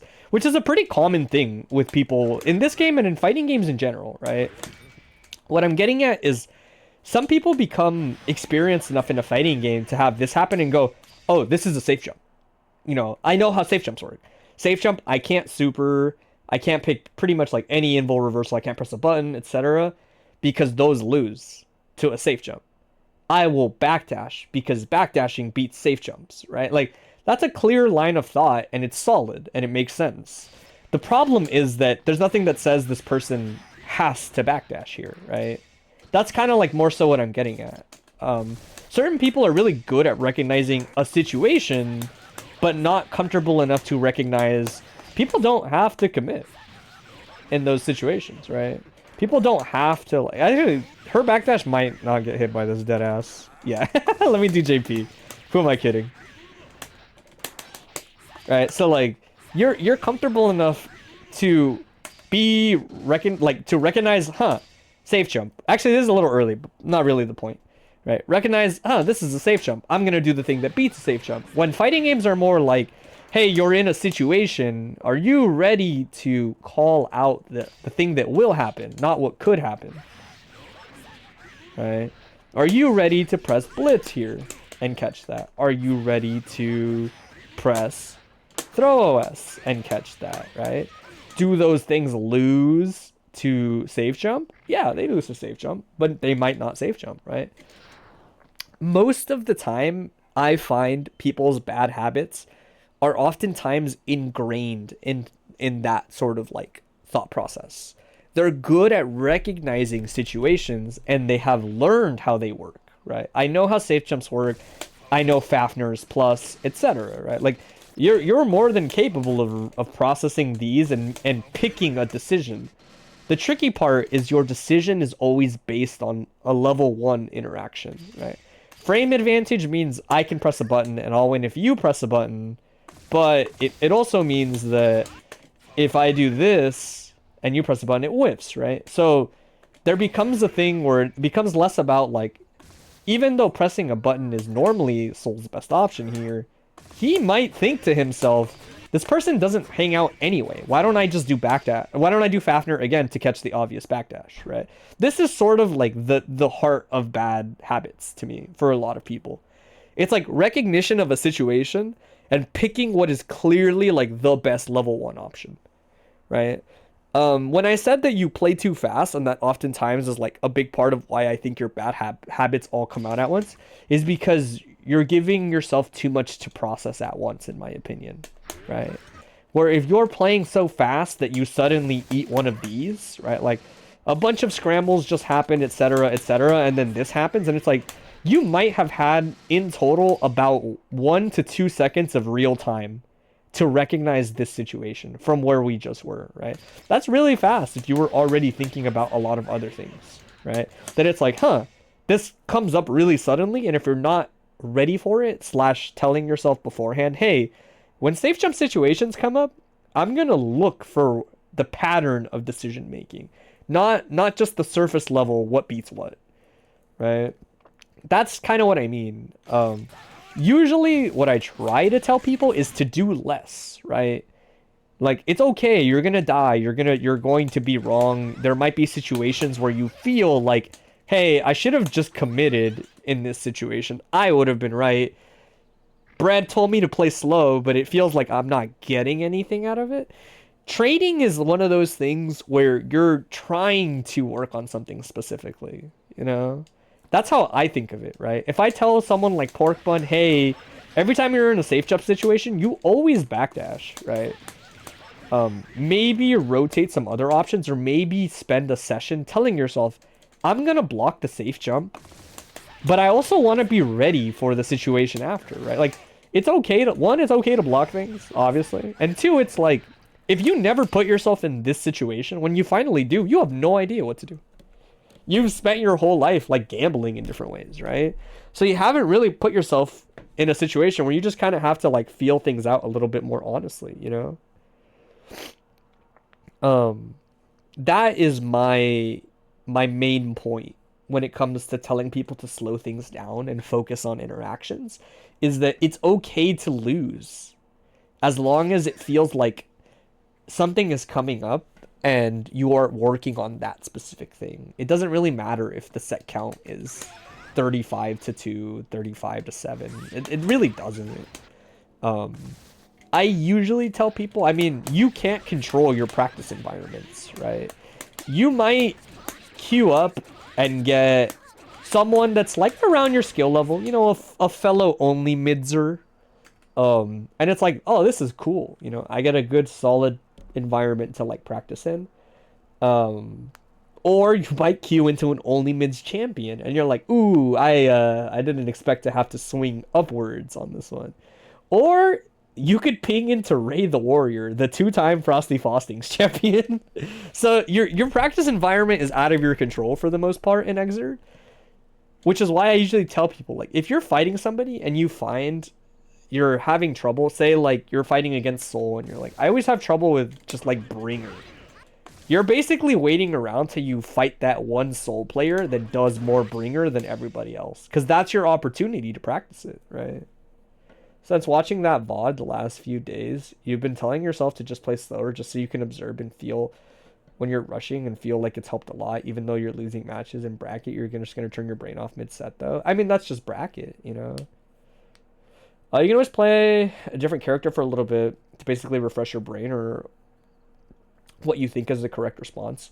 Playing other characters is interesting. I've talked with other people about this. I find that playing other characters for, like, I want to get better at them or learn what they're weak against is true. It's definitely true.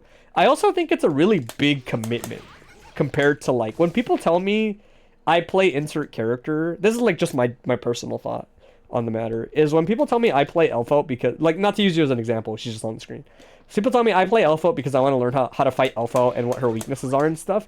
My first thought, I don't actually say it, but my first thought is almost always, hey, did you lab against Elphelt before you did this? Like, did you kind of sit down and actually grind the matchup in training mode before you told yourself you needed to learn a whole new character for it, you know? Not to be, like, hateful or anything, it's just picking up a character, even, like, as a low maintenance fuck around and find out type of thing, is a lot of work. Like, people underrate. That's a lot of work, dude. Like, it's easier said than done. If you just like the character and you want to play him too, that's fine. There's a lot of reasons for trying other characters. The only reason I say this is because I've only ever really recommended certain characters to people, like, hey, you should try insert character. One, if I think they'll like them. Sometimes I'll also tell people to try certain characters just so that they have perspective. Like, there was a person once I told, like, they were like, hey, I play Soul and, like, and et cetera, et cetera, et cetera. And they had a really bad problem with DP. And I would tell them, hey, you can't, like, this is a long time. This is, like, my initial friend group of people. And they was like, he's really bad at at not DPing in bad situations. And at the time, this is back when I had no idea, like, how to coach people. I still kind of think it was, like, solid. I told him, I was like, who among the cast does not have a DP that you think is cool? And I forget who it was. I think he said he liked who was it? Because he named a lot of characters with DP, which is funny. I think it was, I think he liked Foss without DP, because he wanted large buttons still. And I told him, like, yeah, play Foss. You're going to learn how to not have a DP, whether you like to or not. Right?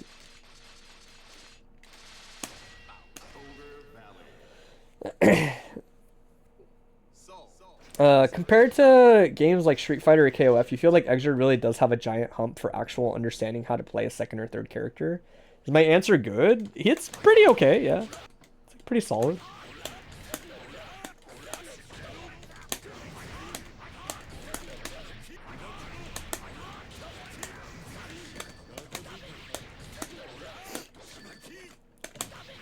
Yeah. We are technically chilling till like about 4 hours, by the way. I'm big chilling. Nobody got questions. Then I'm just gonna do combos or something, I guess. And I learns auto unblockable just to hold shit, yeah. No. I'm chilling till 4 hours. It's a 4-hour stream.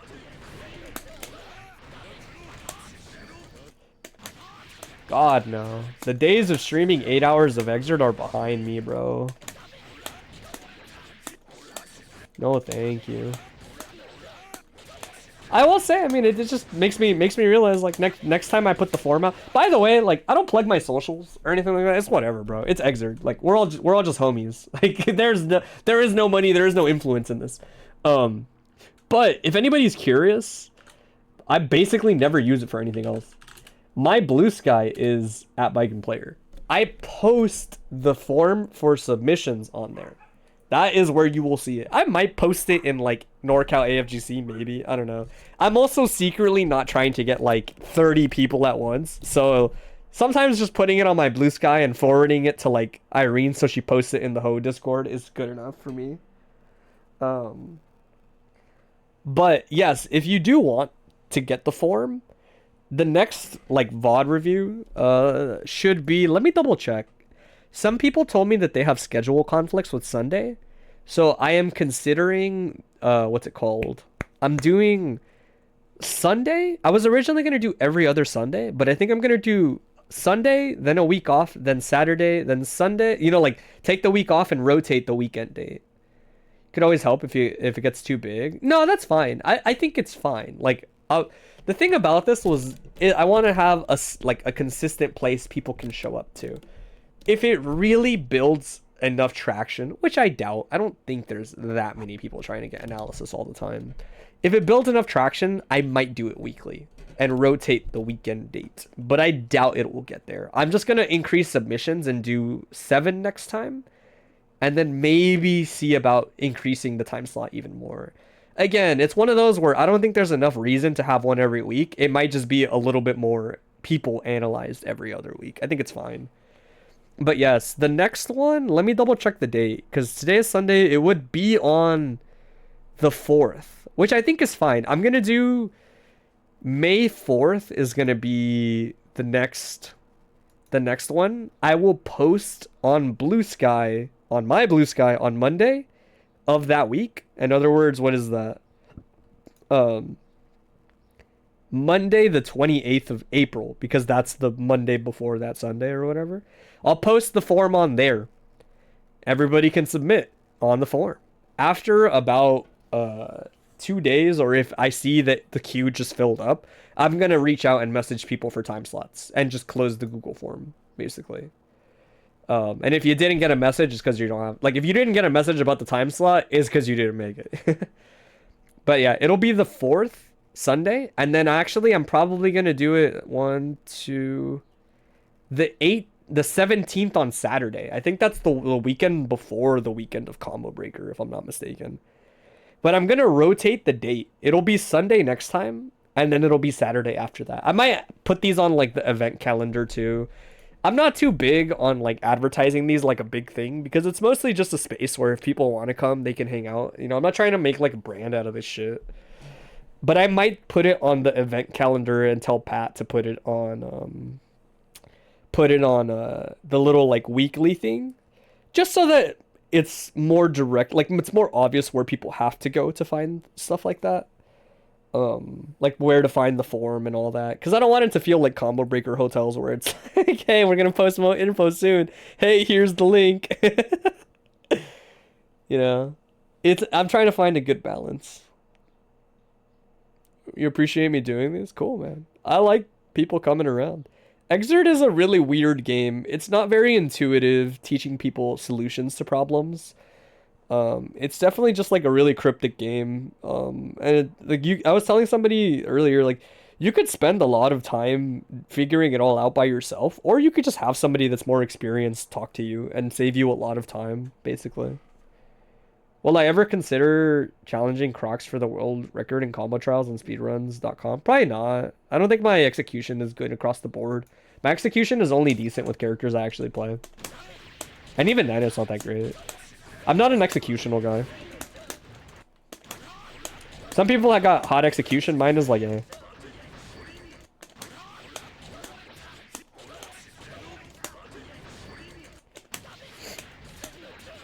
Yeah, I do feel like each of these gets a little bit smoother, obviously, every time I do them. This is technically only the third one. The first one was bad. When I went back and looked at it, I was like, God damn, this is terrible. Bad pacing, didn't cover many people. The timer helps a lot. I find the timer helps a lot.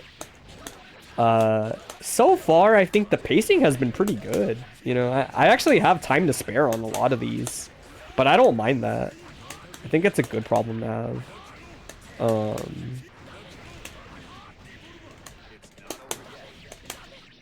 That speedrun category is your next big project. It's very long term. Yeah, combo trials are pretty unintuitive if you're not used to them. There it is. Is Crocs' time? Who knows? But it's probably uncontested. An hour and a half is pretty good, actually. That's like pretty damn good.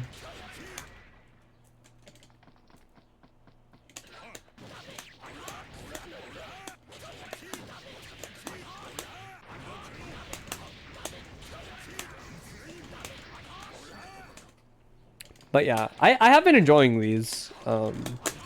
Again, I've always done VOD reviews, but I never had a system for it before, and these have been pretty nice.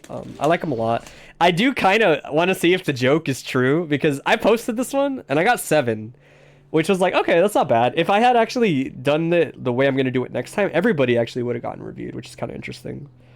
But next, like, I have this sneaking suspicion that post only mids, next time it's gonna be like, oh man, here comes fucking 10 plus people talking about the grind after their only mids bracket. Yeah, the only mid surge for real, dude.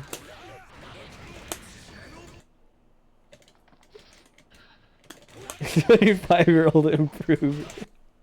Do I remember the first interaction I ever labbed? What drew you towards wanting to lab that situation? I do. Well, maybe it wasn't the first, but it's up there. Where's my boy at? I guess I don't need to change my character. I'll still be Soul. The first thing I ever practiced, and then the one after Combo Breaker. Maybe not Combo Breaker as much, but you might be right. Salty mids, yeah. The first thing I remember labbing out and practicing was this. Because there was a Leo player in my rotation of friends. Well, actually, there were 2 Leo players in my rotation of friends. So I had to practice this. I had to practice instant blocking a lot of Leo shit and doing stuff like this. Because, like, you can actually throw him out of far slash a lot of the times, too, if you're in the right range. A lot of people don't know that. It's just, like, hard to do. But you can. Not too far still, damn. I guess I underestimated the range you can throw this at. Yeah, it's closer than I thought. I thought you could be farther when you got this. Only mids is like the Black Friday for you, but it's every month.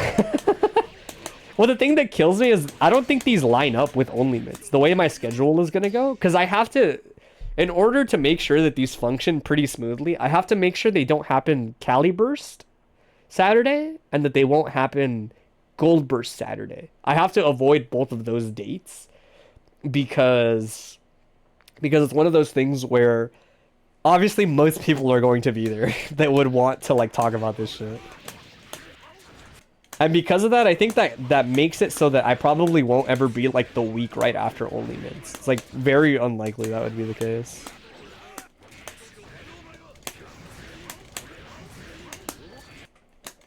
But I'm experimenting with the idea. I'm open to suggestions, by the way. Obviously, we do just like VOD review here. But I don't know. I'm kind of playing with the idea of like, maybe we just watch characters too. We could always put on old Mikado VODs and just take requests of a character to watch. We find if they have a Mikado VODs and we just watch them. Because there are, like, I used to just watch them a lot when I got bored. Like, way back. When they were still, like, relatively fresh. Like, I remember the Reddit posts when people were like, bro, Marukin's on the recording cab. That shit was so funny. I don't even, like, look at the fucking Reddit for gear anymore since Strive came out. It's all, like, Strive posts. But I'll never forget because Marukin used to not... Apparently, he was, like, kind of shy. And he didn't like playing on the, like, recorded VOD. Or, like, the recorded cab. And there's literally a Reddit post where someone was like, bro, Marukin's finally on the cab. That shit was so sick. I remember reading that post, like, literally exiting my morning college class and being like, no way, dude. Watching that shit immediately on my lunch. And it was like him getting fucked up by FAB. And I was like, no! This doesn't help me at all. He's just like me for real, for real. He gets fucked up by Potemkin too. That was great. Good times, good times. But my point is more, there's a lot of fun stuff that you can see watching old Mikado VODs. They're pretty good reference. There's also like just stuff, I don't know. People, like I said, people kind of take for granted. How old am I? I'm not that old. I'm 27. I'm at that point where it's like, I'm in the in-between. There's like a bunch of people older than me. There's a bunch of people younger than me. It's like a chill age, I would say.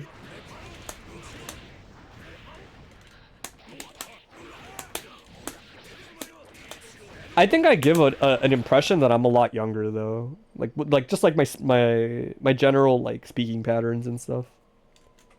Speaking of Japanese, you played Ranger yesterday morning. Hoping to play against Amelia, but he played Sol. Yeah, that sounds about right. It's so funny to me that he plays Sol in addition to Amelia.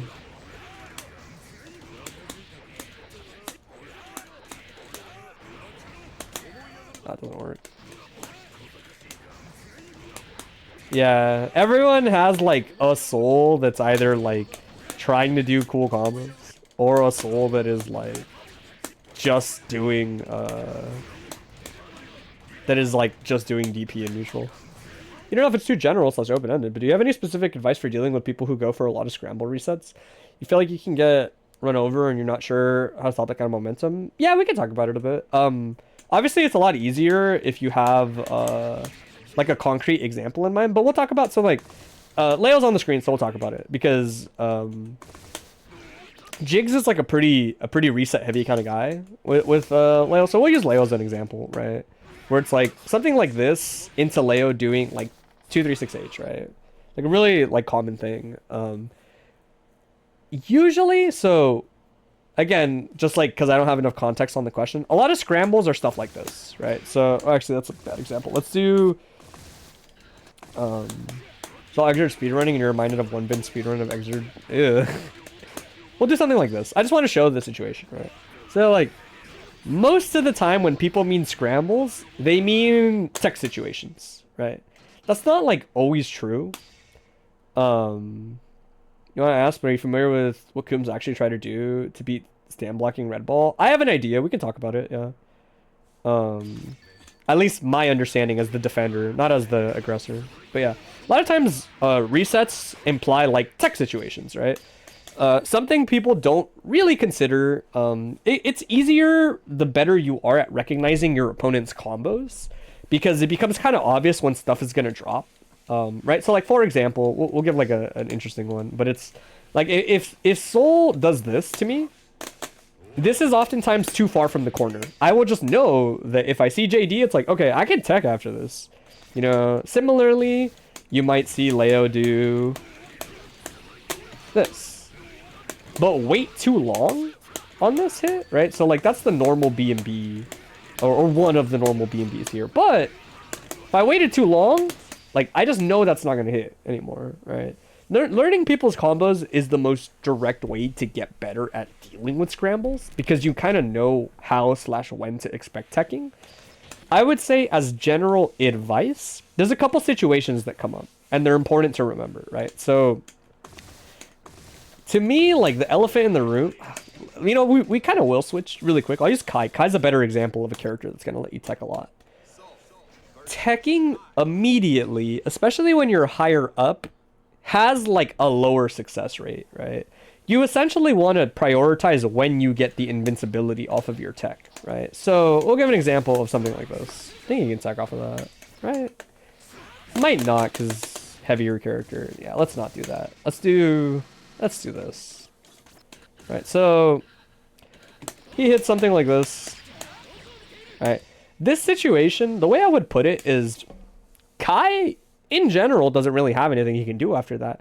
But also you're not really teching into anything productive, right? There might be situations kind of like that where it's like you might do like this and then it's like you can tech, right? Let's see if I can get this. Oh, this is weird. Okay, hold on. Forgive me. It's always kind of weird recording interactions like this.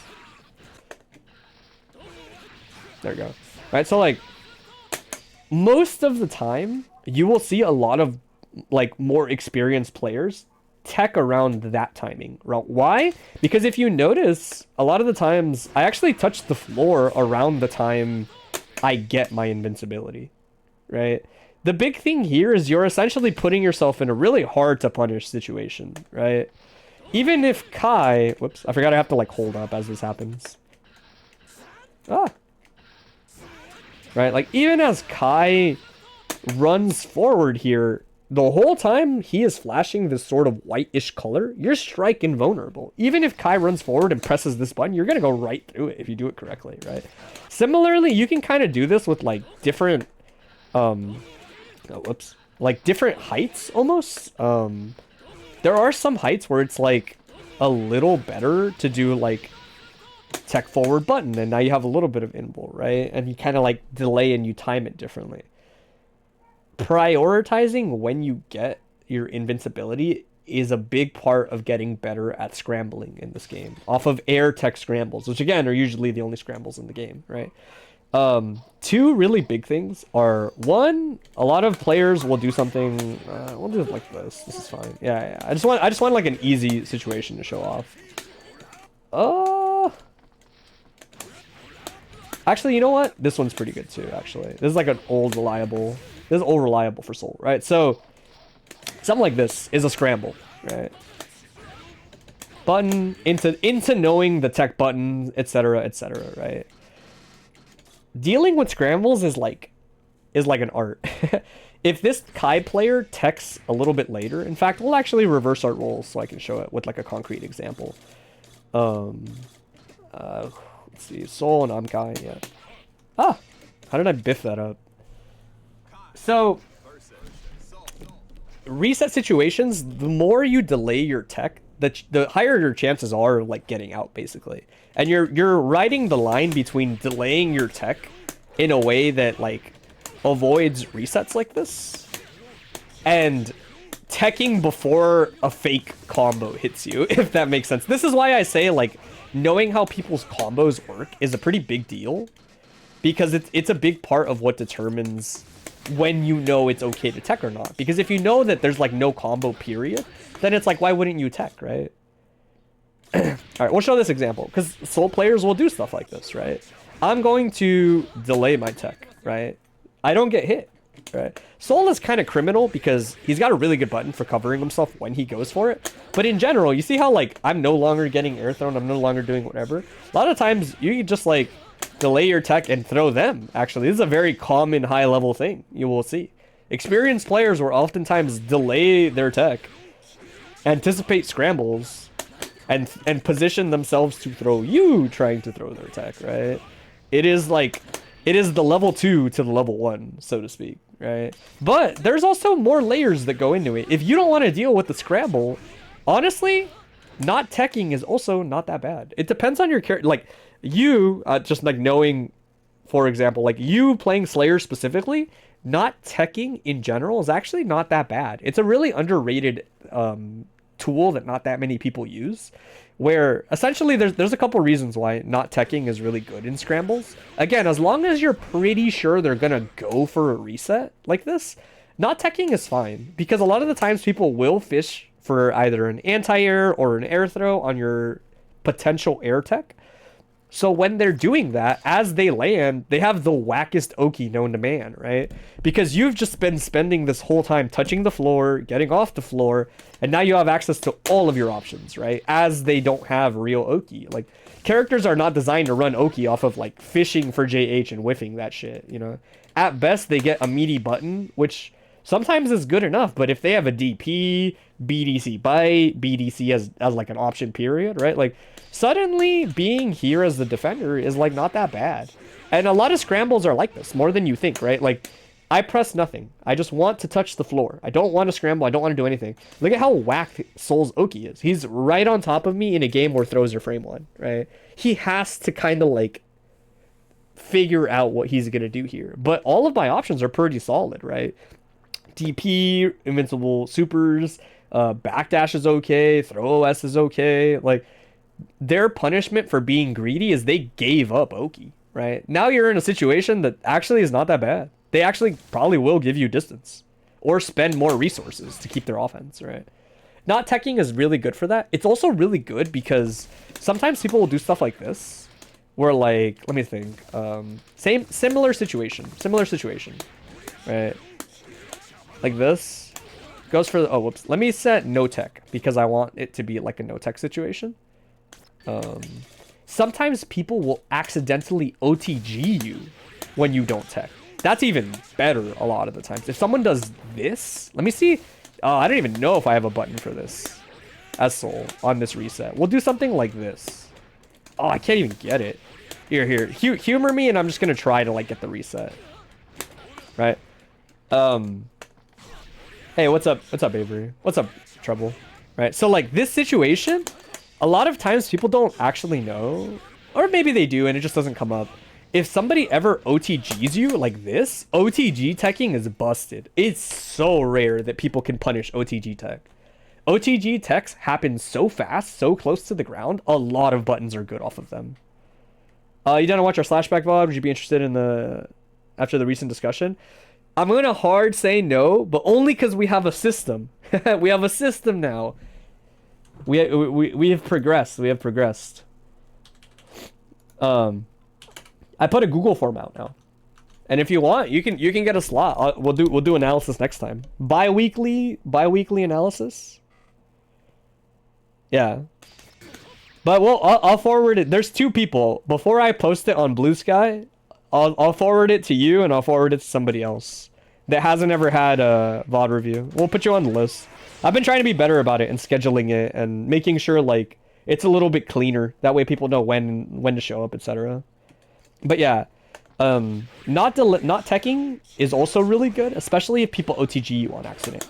OTG, if you are in a scramble and you decided not to tech, right? Like I said, yeah, it's a good idea because a lot of the times a lot of resets aren't good at catching no tech. If you touch the floor and for whatever reason somehow they OTG your ass, just take the tech. It's such a good situation. It's so rare that tech is not worth it, right? Like scramble situation, you didn't tech and then you got OTG'd on accident.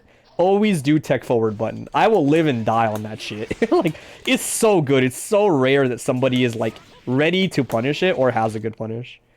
But yeah, does that give you a better idea, hopefully, on like how to use your air tech invincibility more responsibly? Again, a lot of it is just delaying it till when you're closer to the floor or not interacting with the reset period. Touching the floor and then getting an honest, like, let me fight from the ground again, especially as Slayer. What was the other one? Oh, we're gonna talk about Red Ball, Oki. Coom Red Ball is definitely still like a mystery to me. I won't pretend I'm like comfortable with it, but I know a lot of the surface level advice people give is you're supposed to stand block faultless defense. You definitely default to just mashing tech right away, even if it's in tech FD. Think about deploying it more intentionally is good. Yeah, the thing about teching immediately into FD is it's still kind of the same situation. If somebody presses an anti-air and you tech into it, they get you, right? But if you kind of delay your button and touch the floor, then you get a lot of mileage out of it. Yeah, most people will basically tell you the like level 1 to a lot of Heihyun Oki is always like, they tell you you're supposed to, you're supposed to stand FD the first ball hit, right? The idea is FDing Coom's ball pushes you closer to her. Look how close I end up to her on this, right? That's like a big part of why people tell you to do this, is look at how close I am off this versus look at how close I am off of regular block, right? Like kind of like notable. I think my shoulder is like inside of Coom when I FD this, right? Yeah, see, like my shoulder is like inside of them as opposed to being like right here, right? You're supposed to do level 1 faultless defense this so that the first hit of Coom 5H hits you, right? This hit comes out, right? The like, let me make crouch. There we go. It's so that this hit hits you more reliably, like this, right? Like this hit only hits when you're really close. Blitzing Joy's red ball is good to learn, but being able to block it, that's good step 1. I told you to blitz red ball, so the past month you've been trying to. So there's levels to it. No, it's not troll. It just varies. So something people don't really realize. I'm not like super familiar with Heihyun Oki because most of the time I don't have to hold it. But it's definitely not troll. The thing I was gonna say is that this is only level 1. right? Everybody acts like all you have to do is this, and Hyehyun will never open you up again. A lot of people don't realize she doesn't have to meaty you with the ball. There's nothing that says Hyehyun has to do the ball as the meaty. So a lot of better Hyehyuns, what they'll do is they will push the ball further back, they will press the low themselves, and they will pull the ball in second to hit you. Right? In other words, the Coom themselves will meaty you. I forget what it is. It's usually like 6k, I want to say, from here. Right? Oh, her Oki is so unintuitive, bro. Right? They'll do something like this, right? Where it's like, stand FD, and then you get hit by like 6k or whatever, or 2D, right? This is designed to punish people that always faultless defense stand block the ball, right? You only do that as level 1 versus Hyehyun's trying to get a good mix-up, right? Yeah, when you do 4-1-4, it's really good to make the ball with, and you do the meaty yourself. Similarly, if you were to blitz the ball, blitzing the ball is actually not that bad, depending on, like, if you have a decent option, right? Because you might do something like this. I think this is, like, the most, like, standard Oki, something like this, where it's, like, ball hit into 5H into, like, ball pull back, right? Is, like, some of the, like, most, like, this is, like, baby, not to say baby, like, derogative, but, like, this is, like, the simplest Hyehyun Oki. It's, like, ball push, 5H, ball, like, comes in closer, you know? Like, it's, like, a timing thing. Where, oh, this is so finicky, man. How they do this shit. There it is. But the idea is a lot of the times you'll blitz the ball, and then, depending on your character, if you have, like, a DP or some kind of invul option, you'll just DP through whatever the Hyehyun's pressing, right? So, like, DP is not bad. Especially, like, or sorry, blitz is not bad. It just depends on how they run their Oki. Some Hyehyuns will space the ball out really far with the intention of it pulling you into them, where, like, none of their stuff will reach you unless the ball pulls you in. That's also, like, a thing, depending on the Oki, right? So, like, something like this is like, oh my, how does this even happen? There we go. That's a lot. Wow, that's actually really good spacing.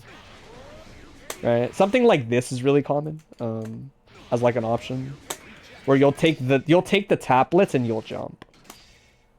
You can do taplets, jump, and taplets, backdash as well, depending on where they decide. Yeah. Carncher used to blitz, backdash the ball. It all depends on how the Hyehyun runs Oki, basically, right? It basically depends on how the Hyehyun runs Oki, right? Again, not in, like, just to, like, try to breeze through the points as fast as possible. Level 1 is, let me put the ball to, let me do after block. Right? Let me pull the ball in like this. This is, like, level 1 as fuck Hyehyun Oki, right? Is, like, ball hit, touches, 5H pulls in, or sorry, ball pulls in, 5H hits. Oh, there we go. And then you get this whole combo going, right? Level 1, that loses, not loses, but, like, is weak to stand faultless defense, and then you immediately crouch. You actually stay standing for a while, so this 5H tends to hit you standing a lot. Even when you're inputting crouch block, which again makes blocking easier. Hyehyuns will oftentimes rotate to meeting you themselves with, like, I think it's like 2k. Yeah, 2k is the low a lot of the times. That's what it is. They'll do 2k as the meet. Like, the layer 2 will be like, they'll send ball further out like this, right? They won't put it on top of you for the meaty, but they'll pull it back on the 2S hit, so it combos like this, right? Now you're punished for doing your, like, stand block shenanigans, essentially, right? It's very tricky to get, but the idea is this punishes the initial low thing. There's a lot of different ways to go about it. I mean, if you're a lunatic, then you can just low blitz, right? And you'll proceed to, like, introduce really direct RPS, knowing, like, hey, you're gonna do the low, I'm just gonna do this, right? I forget, like, on paper, what you're supposed to do, like, in theory, again, like, it's like an in theory thing, just to, like, keep in mind how Hyehyun's offense works. Being close to her is fine, on average. It's not that big a deal. Like, yeah, sure, she's plus, but it's very rare that unless you get, like, a blitz into jump, that you get away from Hyehyun. being Hyehyun's normals keeps you close to her. FDing the ball puts you even closer to her, right? Usually on paper, it's like whatever Hyehyun is doing, instant block it. Whatever the ball is doing, faultless defense it. So that you maximize your chances of just ending up close to her. That way something like this never gets that good hit on it, right? It's frequently going to get like a hit like this on it. The closer you stay to Hyehyun, the more difficult 5H becomes to get. And you have to realize that's her mix-up, right?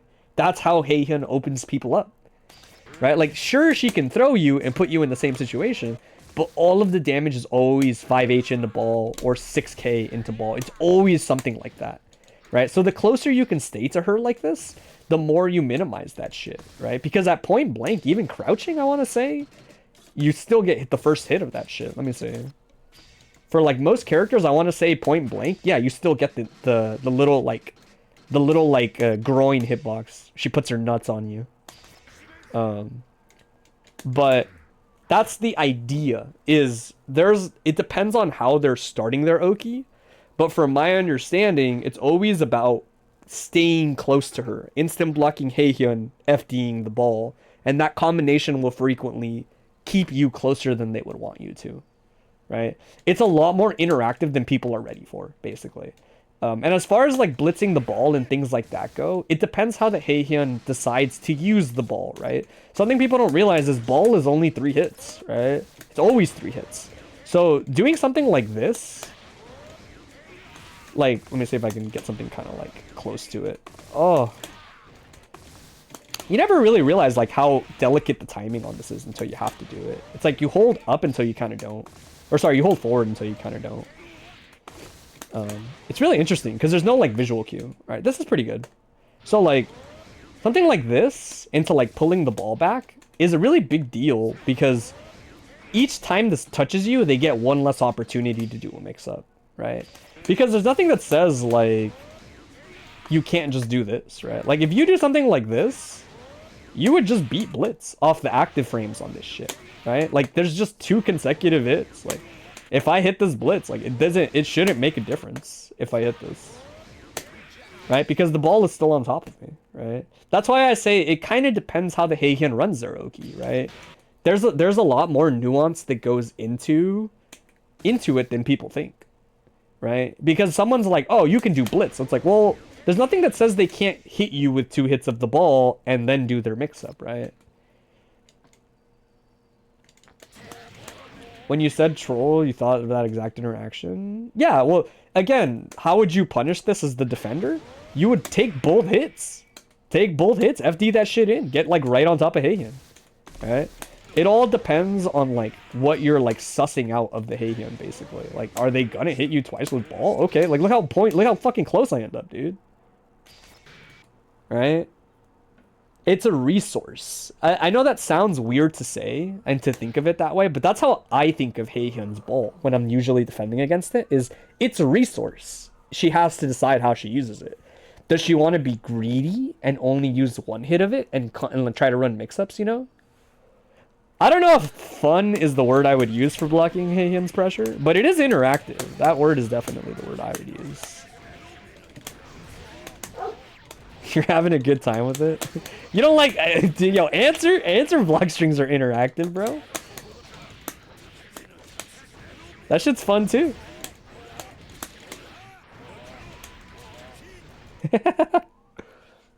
Yeah.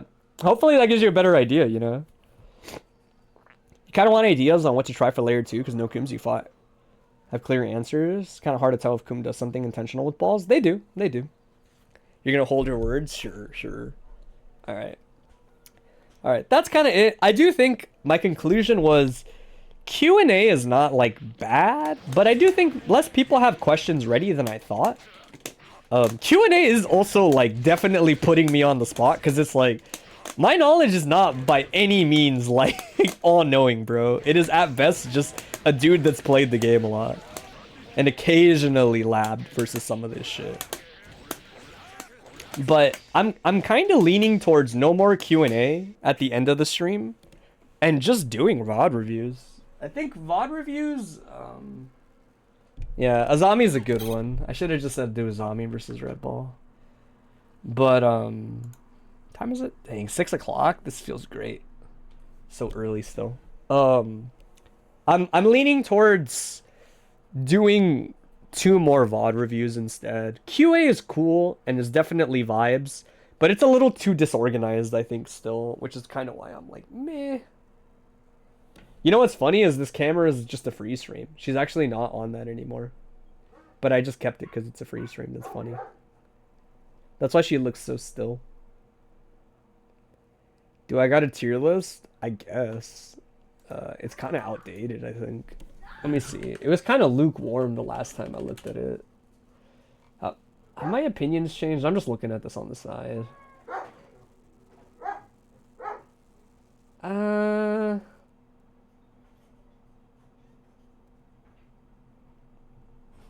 Yeah, my opinions did change. PETA did make me think Raven is better.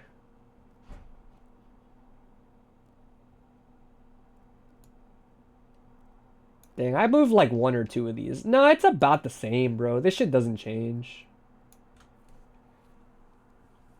I might put like maybe Leo up here. Nah, that's fine. Leo has such ass matchup distribution. That's like his thing. He just has so many matchups that just look like ass. He's like such a solid character, but his matchup spread is kind of whack. Which is like pretty defining in a game like this. This is like a theoretical Milia. This is like just Ranger's Milia. Every other Milia is like over here. But because Ranger is proof of concept, she's like top 3. It's a proof of concept type of thing. But just know that it's like, if I was to put a parenthetical and I had 2 Milia images, it would be like S rank, Ranger, A+ rank, like every other Milia.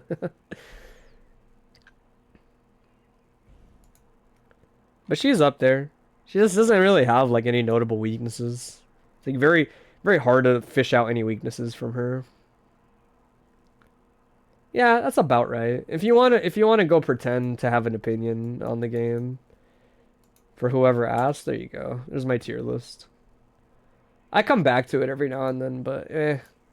The only thing I think I changed before I put it on stream was I moved like Ram a little bit down, and I moved Raven up above Soul. He used to be beneath him. But alright, this is chill. Let me see. I don't see anybody else streaming Exert at the moment. But you guys know the vibe. Like I said, I'll try to be better about it. Maybe I will post it in NorCal AFGC. I'm basically trying to get a balance between, like, I only analyze so many people anyway, so it feels kind of whack to post the Google form that will fill up potentially in, like, I don't know, a couple hours. But yeah, this is not the next one, but I started using these basically, right? The idea is I'm gonna use these. If you're invested in it, I'll post it on Bluesky. I basically never post on Bluesky, so they shouldn't be too hard to find.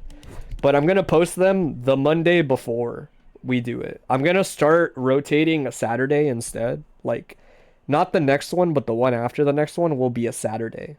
Same time frame every other week. But I'm gonna rotate the weekend date and see if it helps. I already had like 2 people say that they can't do Sunday, that said they would do it otherwise. Yeah, if you know me, you know my Bluesky posts are literally just once in a blue moon. I do actually post something. Every Monday I post Nora pictures, and now every other Monday I'm gonna post the Bluesky, or not the Google form. But yeah, I'll post it when it comes up. These are cool. People seem to be enjoying them. If you had a review today, I will download the VOD and try to be timely about it. I'm gonna put them on YouTube so that people don't have to watch Twitch VODs. Put them on YouTube, timestamp them in case people want to go back to their section and, you know, like revisit what I said. That way I don't feel pressured to actually write notes for anybody anymore. That shit is just there all the fucking time. But yeah, this is great. You guys, I'm glad you guys like it. We'll keep it going. We'll see where this goes. It's still a little rough around the edges. But if you're invested in the Exert Weekly timeline, I think Only Mids is this Tuesday, if they're running Only Mids, because it was last Tuesday. So we'll see how that goes. Other than that, I think TMN was last week. TXC is probably back. Goober Gear on Friday. You guys know the vibe. Pat will post about it on his Twitter, or his Bluesky. But that was it for me. You guys have a nice rest of your Sunday. 2 more Tuesdays? I have no idea. You might be right. I haven't looked. But yeah, this was dope. I will catch you guys later. You guys have a good one. Peace.